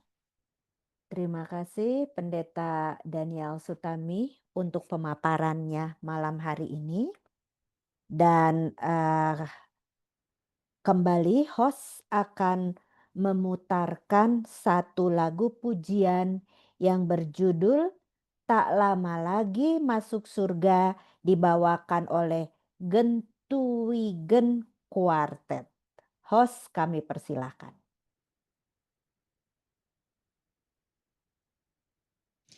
Nyanyilah lagu yang hiburkan di jalan, tak lama lagi masuk surga.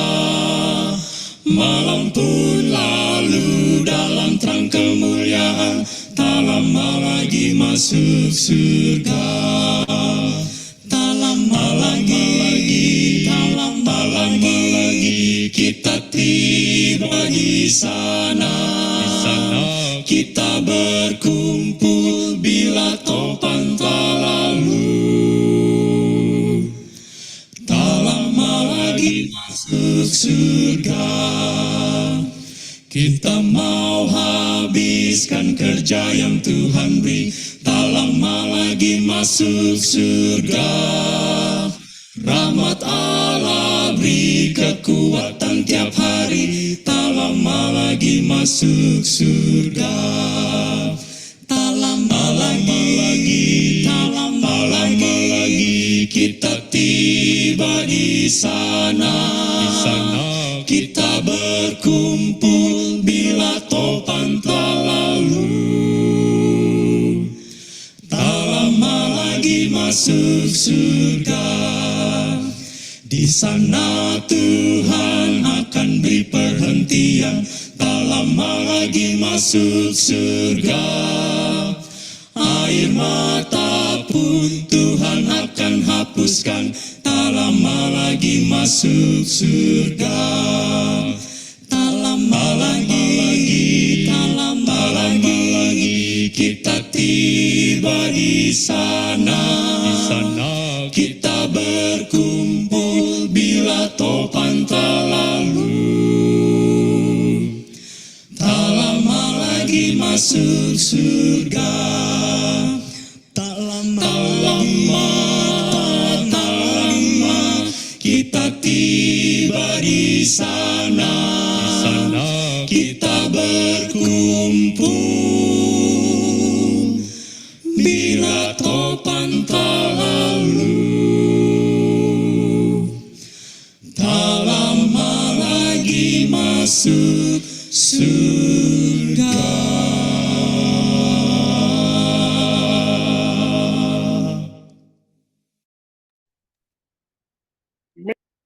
Amin. Amin. Tak lama lagi masuk surga. Baiklah, pada saat ini akan ada tanya jawab yang akan dibantu oleh host juga, dan saya melihat Pak Fahar sudah mengangkat tangannya. Silahkan Pak Fahar. Iya, selamat malam Pak Pendeta Sutami dan teman-teman sekalian. Ini bagus sekali ya, sehingga saya ada pertanyaan satu saja, satu atau dua. Menurut Pak Pendeta Sutami, langsung aja kita nggak usah pakai apa, nggak usah pakai ibarat kata cilukba gitu ya. Menurut Pak Pendeta Sutami, jawab saja palsu atau nabi beneran. Muhammad itu nabi beneran atau nabi palsu? Saya nggak tanya alasannya apa, tapi saya tanya, menurut pendeta Pak Sutami itu pendeta nabi palsu atau nabi asli? Yang kedua, naik haji itu saya pernah naik haji 2004. Waktu habis bencana di kota Bam di Iran tuh kita dinaikin haji. Nah, naik haji itu yang saya itu ada napak tilas. Tadi kan ada dibilang bahwa ada yang sebagai ini berapa macam dari itu. Tapi buat saya itu napak tilas, kita mengetahui oh begini loh naik haji. Seperti apa yang dikerjakan oleh Ibrahim permulaan. Muhammad itu hanya satu kali naik haji dia. Padahal dia tinggal di Mekah. Satu kali aja, itu kayak napak tilas. Tapi kalau dia apa istilahnya apa tuh selain haji apa sih? Ya udah itu dia berkali-kali, tapi naik haji dia sekali. Itu Pak Pendeta Sutami. Umroh ya. Pak, umroh. Umroh. Ya. Jawab saja, Muhammad nabi palsu apa? Enggak usah pakai alasan, enggak usah pakai, pokoknya menurut saya Muhammad itu nabi palsu. Udah, saya enggak banyak bicara. Itu aja. Ya, terima kasih Pak Pendeta Sutami. Ya. Silakan Pendeta Sutami. Ya. Ya. Ya ini pertanyaan yang sulit dijawab. Bukan sulit dijawab sih. Jadi begini, di dalam dunia kekristenan, karena firman itu sudah selesai pada pribadi Yesus atau Isa Al-Masih, maka tidak dibutuhkan lagi wahyu gitu ya. Maka sehingga kebanyakan orang berposisi ketika Nabi Muhammad muncul, wah ini apa nih? Nah, Cuman kalau di dalam konteks gereja Advent, Pak Fahar, pemahamannya cukup positif melihat kemunculan Nabi Muhammad, ya. Mungkin secara gereja Advent, ini secara gereja Advent ya, tidak memandang beliau sebagai nabi. Tapi juga untuk menganggapnya sebagai nabi palsu juga tidak seperti itu. Karena tadi ada banyak hal-hal pekabaran yang terdapat di dalam Quran dan juga ada hadis-hadis yang sejalan dengan kebenaran kitab suci gitu ya, termasuk misalnya hari Sabat dan lain-lain. Sehingga ketika orang Islam secara objektif membaca tadi ada dua golongan ahli kitab, setiap kali bicara tentang Advent selalu bilang, oh Advent itulah ahli kitab yang benar. Jadi dari situ kita bisa melihat sebenarnya risalahnya Nabi Muhammad itu sejalan gitu ya. Itu pandangan gereja dalam hal ini AMR lah gitu ya. Karena itu yang saya dapati dari tulisan-tulisan para pionir dulu ketika memandang. Walaupun ada juga stand dari orang Advent secara pribadi yang oh enggak, dia bukan nabi, atau bahkan sampai pada titik mengatakan itu nabi palsu. Kalau nanya saya secara pribadi, karena saya dari Muslim, saya masih menganggap dia nabi. Kenapa? Karena selama 25 tahun hidup saya dipimpin oleh Nabi Muhammad gitu ya. Saya menjadikan dia teladan, saya menjadikan junjungan gitu ya. Eh, eh, jadi saya tidak menganggap bahwa ketika saya percaya Isa, ternyata dulu ini orangnya penipu atau apa. Nah, enggak. Kalau kemudian ada pemahaman-pemahaman yang muncul, saya anggap itu pemahaman tafsiran. Jadi tafsiran yang keliru atas pengajaran Nabi.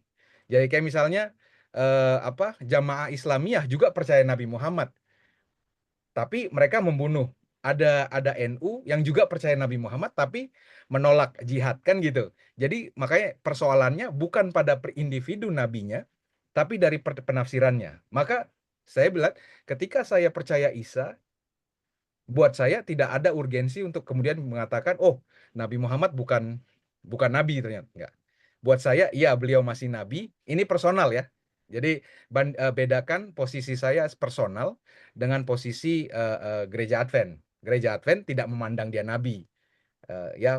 Ada bahkan gereja Advent punya standar 4 kriteria yang menyebutkan bahwa Nabi Muhammad tidak lolos dari 4 hal itu. Tetapi banyak orang, ya termasuk beberapa orang yang saya tahu, petinggi yang mengatakan, ya kenapa emangnya kalau menyebut Nabi Muhammad nabi gitu. Nah, tapi itu posisi personal.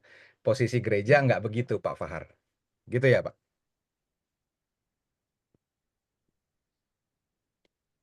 Iya, maksud saya ya begitu tadi.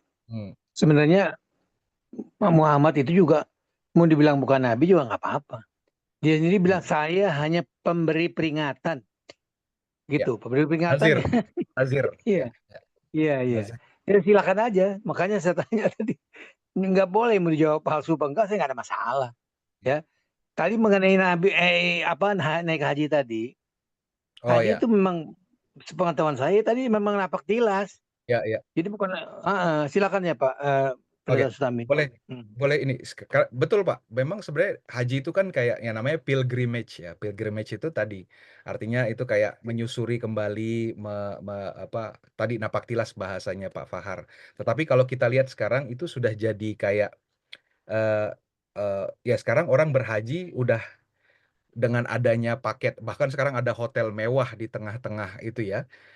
Mekah itu yang tinggi sekali. Orang berhaji itu udah lebih jadi kayak wisata dan jadi flexing lah kalau bahasa sekarang ya. Udah ya tadi seperti hadis itu bilang, niatnya bukan coba untuk merefleksikan perjalanannya ketika dulu Nabi begini ya atau apa, kan gitu kan. Kalau sama kayak orang ke Yerusalem, ini dulu jalan yang dilalui Yesus ya ketika mikul salib atau di Taman Getsemani, kan itu mencoba merecall, merefleksikan. Tapi sekarang orang pergi haji bahkan bisa berulang-ulang kali, sementara ada orang yang harus menabung puluhan tahun hanya untuk naik haji, jual sawah gitu kan. Jadi itu menunjukkan ketimpangan dan sudah melenceng dari misi awalnya kenapa orang naik haji, kan gitu.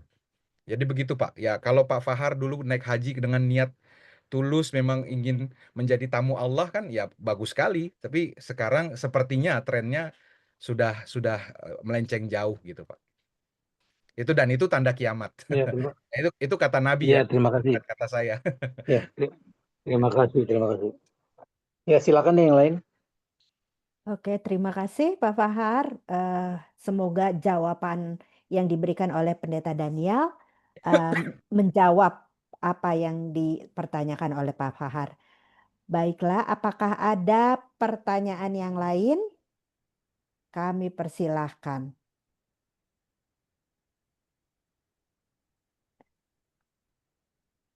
Di sini saya baca, oh silakan Pak Ucok Panggabean. Silakan. Oke, terima kasih Mbak Helen. Terima kasih Pendeta Sutami untuk pemaparannya. Saya mau ngasih apresiasi ke Pak Fahar. Ya, kenapa? Saya pikir ini Pak Fahar ini istimewa ya. Cara berpikiran tuh beda dari Islam kebanyakan. Karena apa? Tadi ada pertanyaan yang luar biasa, gawat darurat sebetulnya. Siapa Muhammad itu?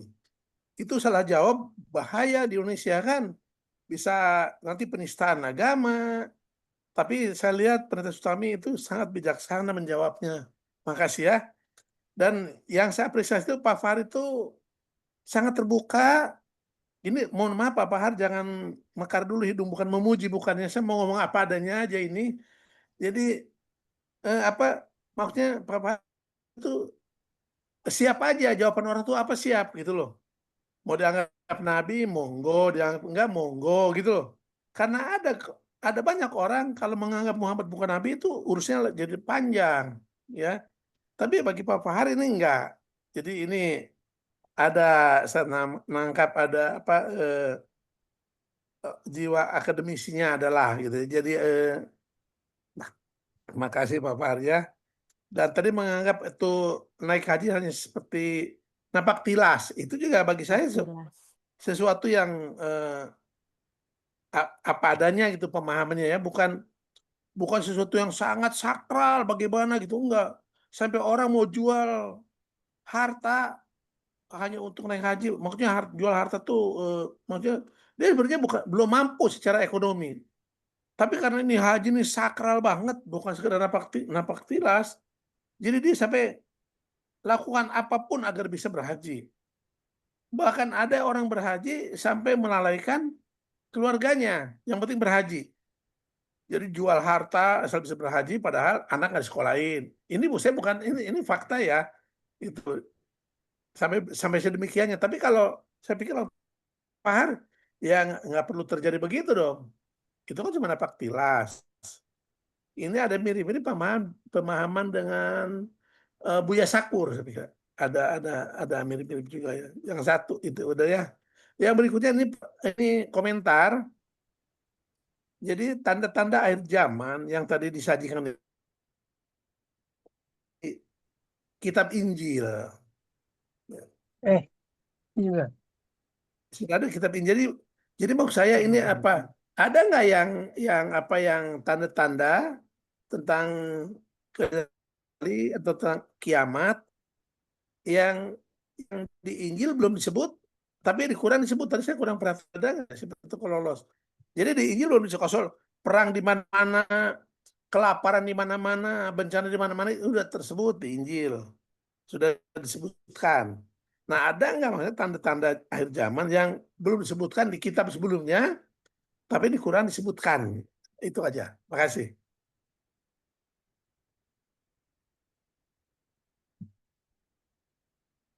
Iya, Terima kasih.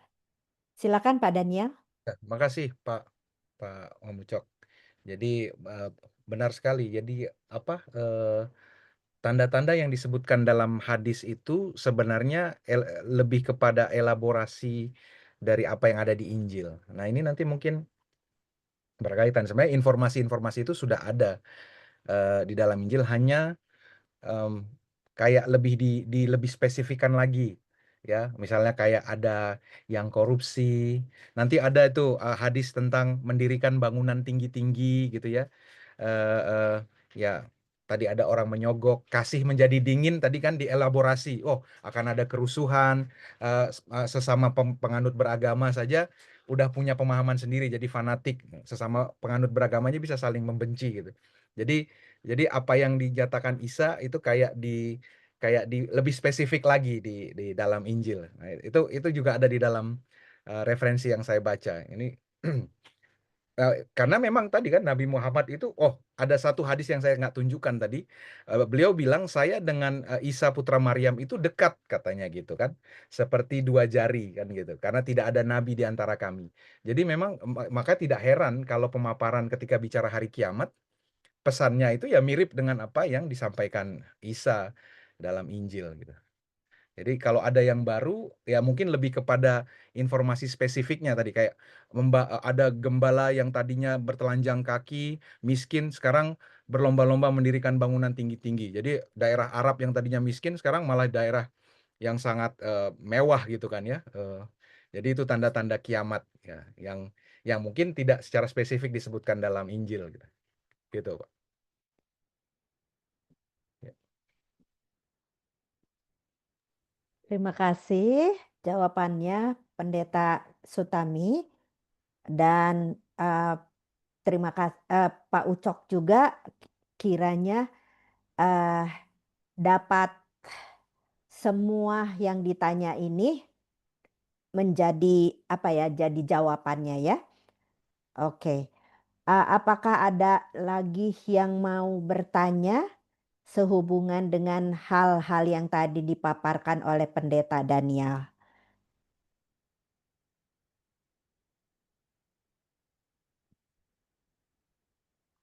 Saya akan membaca di chatroom ya. Sebentar ya. Di sini ada komen dari Bapak Palmer Sagala. Sebelum kedatangan Yesus ada 7 bala mungkin ya. Kalau peperangan, penyiksaan, kejahatan, kawin-mawin, pesta pora, semua sudah dijelaskan di Injil 6 abad sebelum Quran ada. Ini adalah bukan jawabannya, komen dari Bapak Palmer Sagara di chat. Lalu Pak Farhan tanya, hadis tentang kedatangan Isa Al-Masih untuk membunuh Dajjal, apakah dari Allah atau manusia? Karena info tentang masa depan hanya Allah yang tahu. Itu pertanyaan dari Pak Farhan. Kita minta Pendeta Daniel untuk menjawab pertanyaan Pak Farhan. Iya. Ya, terima kasih Pak Farhan. Jadi seperti tadi saya sebutkan, Nabi Muhammad itu dalam hidupnya itu sangat dekat dengan kekristenan ya. Dalam tradisi tanda-tanda kenabiannya dikenali oleh seorang pendeta Kristen namanya Sergius Bahira kalau nggak salah ya, Pak, di kota Damaskus juga ya. Itu tradisi Islam ya. Lalu dia didikahkan oleh seorang pendeta gitu kan. Dan keluarganya kalau kata Buya Syakur, keluarganya Siti Khadijah itu juga Kristen. Jadi saya berkeyakinan beliau sangat familiar. Nah, ini mungkin nanti ada kaitannya dengan pernyataan Pak Palmer soal sudah dijelaskan di Injil. Jadi saudara, di pertemuan yang lalu saya sudah sebutkan, waktu zamannya Nabi Muhammad itu yang namanya Injil, saudara, bukan seperti buku kita sekarang. Ya, Injil itu bukan satu buku kayak kita. Jangan pikir gitu. Itu kan satu buku nanti di abad belasan ketika mesin cetak ditemukan, baru dibuat satu buku. Ketika di zaman Nabi Muhammad, akses terhadap kitab suci itu sangat terbatas. Orang memperbanyak kitab itu dengan menyalin, ya. Jadi tidak semua orang punya, mulai dari kitab Kejadian sampai Wahyu itu nggak ada orang yang punya, ya. Maka pekabaran Injil itu disampaikan secara oral, ya. Nah, kebetulan udah banyak aliran-aliran. Nah, itulah sebabnya disinyalir aliran Islam yang dekat sama Nabi Muhammad itu adalah aliran Nestorian. Jadi ada teori yang mengatakan Warokah bin Naufal itu pendeta Nestorian. Aliran yang kristologinya itu ditentang oleh eh, konsili Nikea, ya. Jadi karena konsili Nikea itu sepakat, oh kristologi itu seperti ini, maka yang beda dengan kristologi konsili Nikea itu dianggap bid'ah, ya, dianggap kelompok sesat. Nah, itu mereka terpencar ke berbagai arah. Ini kita bisa bicara sejarah. Nah, Injil itu, saudara, makanya ada Injil apokrifa, karena tadi yang masuk kanonisasi hanya tertentu, tetapi kan tetap nggak semua orang punya akses ke situ, ya. Maka informasi-informasi tentang pengajaran Taurat, Zabur, Injil itu kayaknya oral. Makanya karena itu jadi make sense, saudara, ketika Quran ditulis ada banyak cerita yang tidak full, ya, karena mungkin tadi tradisinya berdasarkan masih oral gitu, ya. Nah, mungkin nanti kapan-kapan saya sampaikan ada cerita yang menarik dalam Quran yang ada di dalam Alkitab, tetapi itu dua kisah yang terpisah ratusan tahun tapi dijadikan satu gitu. Nah, jadi kayaknya fokusnya mungkin bukan soal detail cerita, tapi pelajaran apa yang mau diambil itu yang. Jadi, nah, bicara soal kedatangan kedua Isa Al-Masih ini kan pasti tadi karena Muhammad sudah dekat dengan tradisi kekristenan. Ya, pasti dia sudah mendengar ada konsep Dajjal. Bahkan tadi di zaman Nabi Muhammad sudah ada Dajjal. Kalau aku masih ada, kamu tidak akan terganggu. Aku yang akan melawan. Tapi kalau dia ada pas aku udah nggak ada, ya bergantunglah sama Allah. Ya, jadi bahwa Isa Al-Masih akan datang membunuh Dajjal itu informasi yang pasti sudah dia terima dan itu dia transmisikan. Ya, kita bersyukur itu masih ada di dalam hadis gitu ya, termasuk hadis sahih. Begitu, Pak Farhan. Oke, terima kasih Pendeta Sutami dan Pak Farhan. Semoga menjawab pertanyaan yang ditanyakan oleh Pak Farhan. Nah, apakah ada pertanyaan yang lain?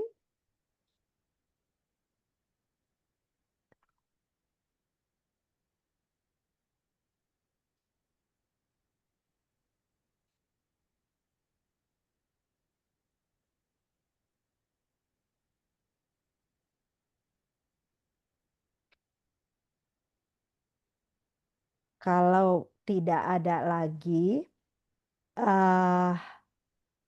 Pak Tigor selesai jam berapa ini?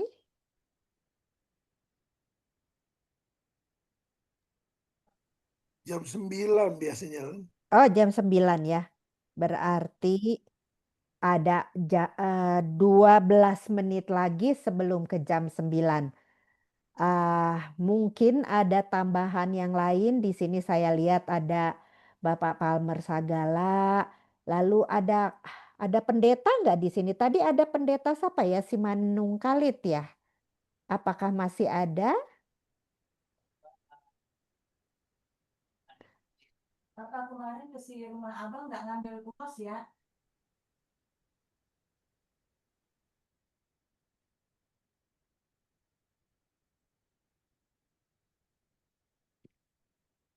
Oh ya, Oh, tadi mungkin ada satu hal yang ini ya, mau saya lupa angkat tadi. Jadi saudara, kalau silakan. tadi saudara dengar kalau dalam hadis tadi Dajjal itu kan orang Yahudi. Tapi tadi sebenarnya ada hadis juga yang menyebutkan Nabi Muhammad bilang Dajjal itu eh, orang Muslim, berasal dari kalangan umatku katanya gitu. Nah, kalau kita baca Alkitab di apa 1 Yohanes kalau saya tidak salah ya, bicara antikristus itu juga berasal dari kalangan orang Kristen. Hmm. Jadi bisa kita pahami Dajjal itu bukan bicara individu sebenarnya, tapi bicara sebuah sifat ya, sifat yang durhaka. Ya, maka di semua umat beragama pasti ada Dajjalnya gitu.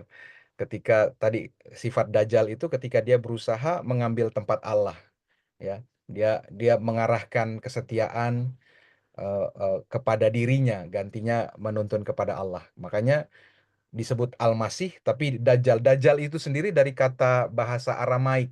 Jadi Injil bahasa Aram menulis ini sebagai Degila. Degila itu artinya pembohong. Kemudian ketika masuk bahasa Arab jadi Dajjal, ya. Jadi kata Dajjal itu sudah dari bahasa Aram. Ya, bicara tentang Al-Masih Ad-Dajjal, Mesias tapi yang pembohong, Mesias palsu gitu, atau antikristus. Nah, dunia kekristenan umumnya memandang dulu antikristus itu adalah Islam, ya. Jadi saya banyak ada dengar di YouTube, wah luar biasa seminar wahyunya, bagaimana cocok loginya ya soal warna kuda yang warna merah, hitam, biru itu sama kayak bendera-bendera apa negara-negara Arab.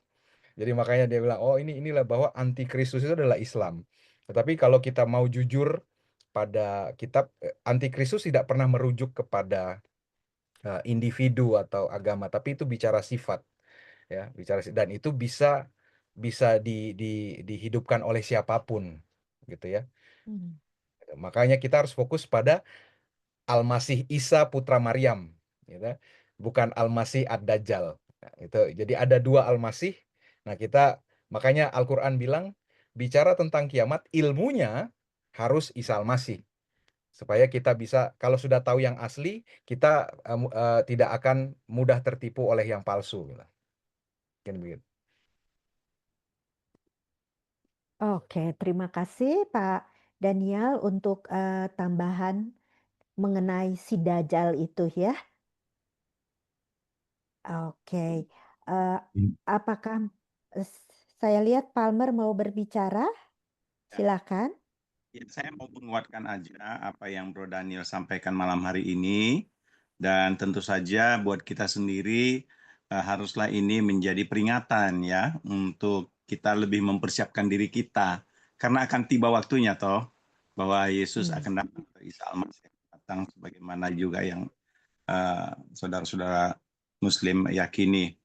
Untuk mengenai antikristus tadi saya ada berikan ayat-ayat di sana. Memang ayat itu sudah lama juga kita baca-baca. Yang terpenting adalah kita mengenal kriterianya, gitu ya. Dan Yesus sendiri, murid Yesus sendiri sudah mengakui bahwa itu sudah ada pada zaman mereka masih ada di bumi ini, masih hidup, ya kan? Jadi jangan kita juga menspesifikasikan itu kepada orang tertentu saja, tetapi lebih kepada kriterianya. Dikatakan di sini misalnya dalam 1 Yohanes 2 ayat 18 itu kan, sekarang telah banyak antikristus katanya pada waktu itu, berarti pada abad pertama itu, gitu ya, sudah ada antikristus. Kemudian siapa pendusta itu? Bukankah ya 1 Yohanes 2 ayat 22, siapakah pendusta itu? Bukankah dia yang menyangkal bahwa Yesus adalah Kristus? Nah, yang menyangkal Yesus adalah Kristus, nah dia juga antikristus. Nah, kalau kita lihat kan kalau Muslim kan tidak menyangkal bahwa Yesus itu Kristus atau Yesus itu Al-Masih. Justru seperti yang kita yakini, Yesus adalah Kristus atau Isa adalah Al-Masih. Jadi dari satu kriteria ini ya tidak dianggap sebagai antikristus, tetapi siapapun yang menyangkal Yesus adalah Kristus, seperti mungkin orang Yahudi pada waktu itu, imam-imam yang tidak mengakui Yesus adalah Kristus atau Mesias. Nah, itu juga jadi antikristus juga gitu ya. Satu lagi, 1 Yohanes 4 ayat 3. Nah, dan setiap roh yang tidak mengaku Yesus tidak berasal dari Allah. Roh itu adalah antikristus. Jadi yang tidak mengaku Yesus itu adalah roh Allah gitu kan. Kemudian yang menyangkal Yesus itu yang menyangkal Allah Bapa dan maupun anak. Nah, itu juga antikristus. Nah, jadi gimana nih gitu? Apakah memang seperti katakanlah saksi Yehova, mereka nggak mengakui Yesus adalah Tuhan. Kemudian ya siapapun yang tidak menyangkal adanya Bapa dan anak. Kalau menurut ayat ini tergolong sebagai antikristus. Nah, bisa saja ini ada orang Kristen juga barangkali yang tidak mengakui atau yang lain. Yang penting adalah kita memahami kriteria ini dari ayat ini yang tanpa kita merujuk kepada orang per orang atau individu, itu maksud saya. Hanya supaya kita lebih paham aja inilah kriteria-kriterianya ya, bukan hanya satu ayat, itu ada beberapa ayat. Itu aja yang mau saya tambahkan. Oke, terima kasih Palmer untuk tambahannya. Nah, di sini di ruang chat ada dari Bapak Farhan lagi. Kalau Dajjal merujuk kepada suatu sifat, lalu apa hubungannya Isa datang untuk membasmi salib dan babi?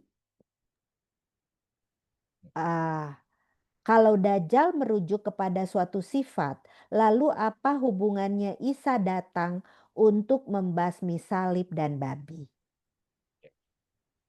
Silakan Pak Daniel. Ya, terima kasih. Bagus sekali pertanyaannya, Pak. Jadi itu juga menjadi perenungan saya ketika Isa datang sebagai hakim yang adil, lalu dilanjutkan dengan menghancurkan salib dan membunuh babi. Jadi kayaknya, dan beberapa penafsir atau ulama Muslim atau pendakwah Muslim mengartikannya itu sebagai menghancurkan agama Kristen gitu ya, karena itu kepalsuan, salib itu enggak, karena saya nggak pernah disalib, makanya salib dihancurkan gitu. Dan karena orang Kristen pada umumnya makan babi ya itu juga, jadi Yesus akan datang ke setiap peternakan babi itu untuk menghancur babi itu. Nah, itu kalau kita pahami secara literal. Saya coba selalu untuk memahaminya kalau itu sebagai simbol ya, simbol. Dan ketika kita memahami, nah kalau membaca hadis itu dalam terang Alkitab, salib, saudara-saudara, itu adalah lambang penderitaan, lambang penghinaan gitu ya. Maka ketika Isa datang, dan Isa bilang memang selama kita masih di dunia, kita akan disuruh memikul salib, ya. Memikul salib, menyangkal diri, dan mengikut aku. Jadi salib itu simbol penderitaan dan penghinaan. Namun ketika dia datang yang kedua kali, dia membawa kemuliaan. Maka salib itu harus dihancurkan. Gitu. Jadi menghancurkan salib di sini artinya merestore kemuliaan bagi para orang yang mengikutnya. Itu kalau kita ini saya ya, pembacaan saya dalam terang Injil. Membunuh babi itu kan simbol kenajisan, ya, kenajisan. Maka kedatangan Isa itu kan menyucikan semuanya, mentahirkan. Ya, di dalam Al-Quran disebutkan ya Isa inni mutawafika warofiuka ilayya wa mutahhiruka minal ladzina kafaru, mentahirkan kamu dari orang-orang yang kafir. Ya, jadi ketika Isa diangkat, dia sudah ditahirkan. Nah, karena sudah ditahirkan, pada kedatangan yang kedua, giliran dia yang mentahirkan dunia. Nah, kembali ini mungkin penafsiran saya ya, ketika dalam memahami hadis itu, karena tadi kedatangan Isa itu bicara suatu peristiwa yang luar biasa. Jadi kalau dia datang sebagai hakim yang adil, tapi hakim yang adil itu kemudian diikutin dengan menghancurkan gereja atau menghancurkan peternakan babi, kan jadi agak aneh gitu. Tapi kalau kita baca dalam terang Injil, menjadi hakim yang adil tadi, penderitaan, kehinaan dia hancurkan, dia pulihkan, lalu babi sebagai lambang kenajisan ya ditahirkan. Begitu.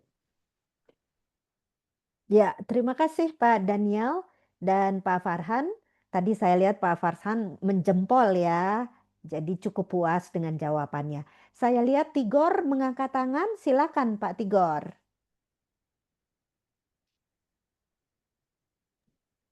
Terima kasih. Kalau menurut pandangan saya, Dajjal itu bisa simbol daripada sifat dan juga fisik. Jadi mendekati akhir zaman ya. Jadi sebenarnya Dajjal pun sebenarnya pada saat ini sudah terjadi, yaitu pada sifat diri kita. Kita mungkin pengikut Yesus, tapi dalam kehidupan kita tidak menunjukkan tabiat-tabiat Yesus. Misalkan suka berdebat karena memahami Alkitab dengan baik, tapi tidak menyayangi lawan debatnya. Jadi sebenarnya itu adalah sifat dajjal ya. Jadi kita selalu ingin berdebat mengalahkan lawan bicara kita, bukan untuk merangkul hatinya. Padahal penginjilan itu adalah bukan masalah perdebatan, memenangkan perdebatan, tapi memenangkan hati dari lawan bicara kita. Jadi seperti dikatakan dalam Matius berapa itu? Matius 7 ayat 22, 23 ya, 21. Dikatakan bukan setiap orang yang mengatakan Tuhan, Tuhan yang akan selamat, tapi dia yang melakukan kehendak Bapakku di surga. Jadi justru sifat dajjal itu muncul di dalam diri kita, di dalam gereja, di mana saat buah-buah roh yang ada di dalam Galatia 5 ayat 22 itu nggak hadir. Jadi panjang sabar, kasih, rendah hati.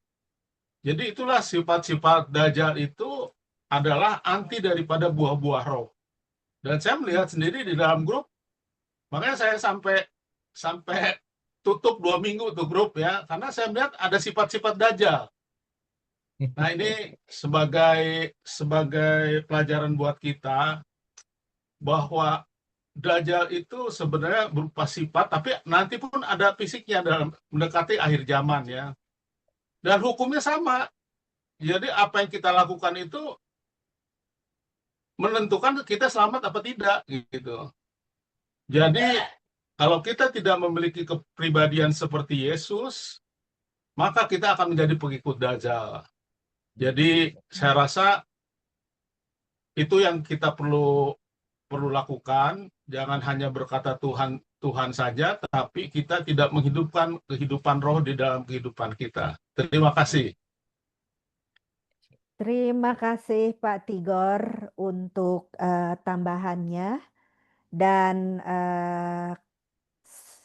waktu sudah menunjukkan pukul 9:02. Apabila masih ada yang mau bertanya lagi, masih bisa 1. Tetapi kalau tidak, kita akan tutup acara ini.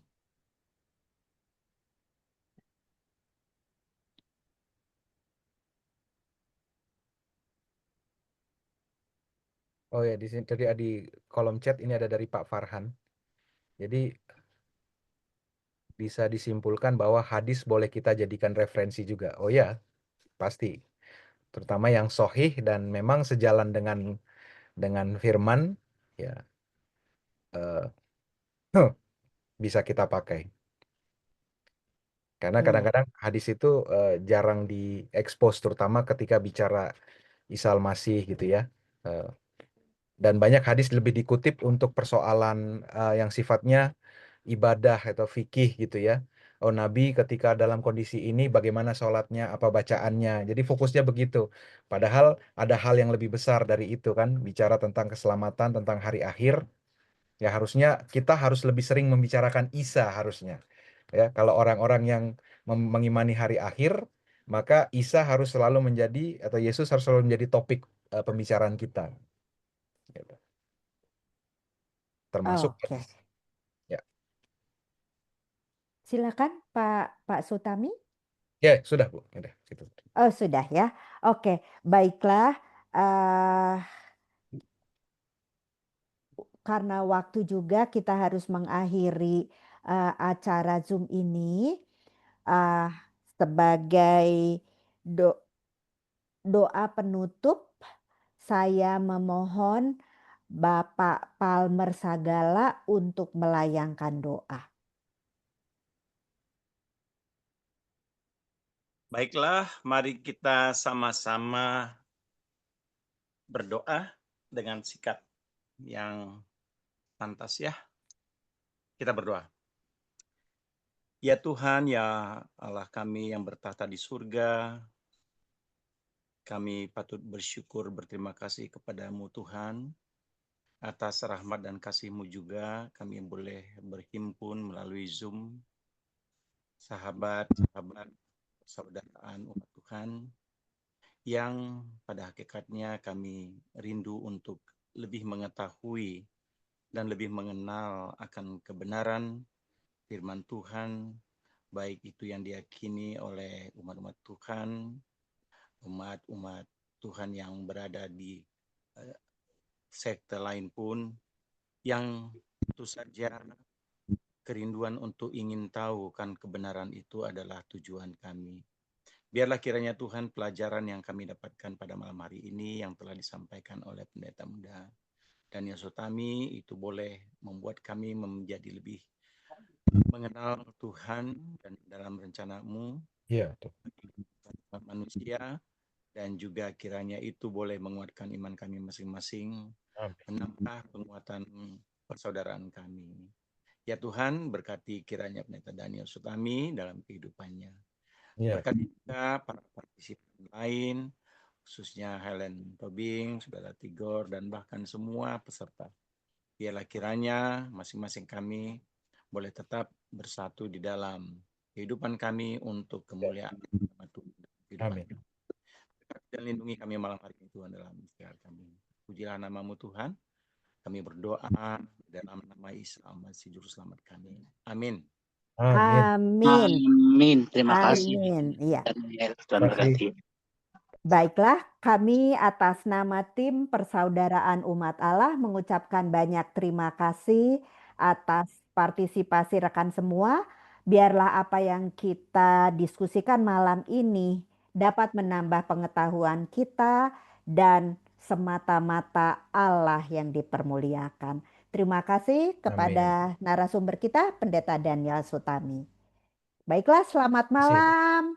Selamat malam semuanya. Terima Apabila kasih, Pak Terima Pendeta. kasih Bang Terima kasih Daniel semua. pelajarannya. Tuhan Sama berkati. Terima kasih Terima kasih Pak semuanya. Pendeta, terima kasih semua. Pendeta Maiko. Wah, ada pendeta Michael. Ibu Fiklia, makasih. Adi Baik, dan kita Roger. tutup ya. Oke. Biar istirahat ya. Terima kasih Om. Ucap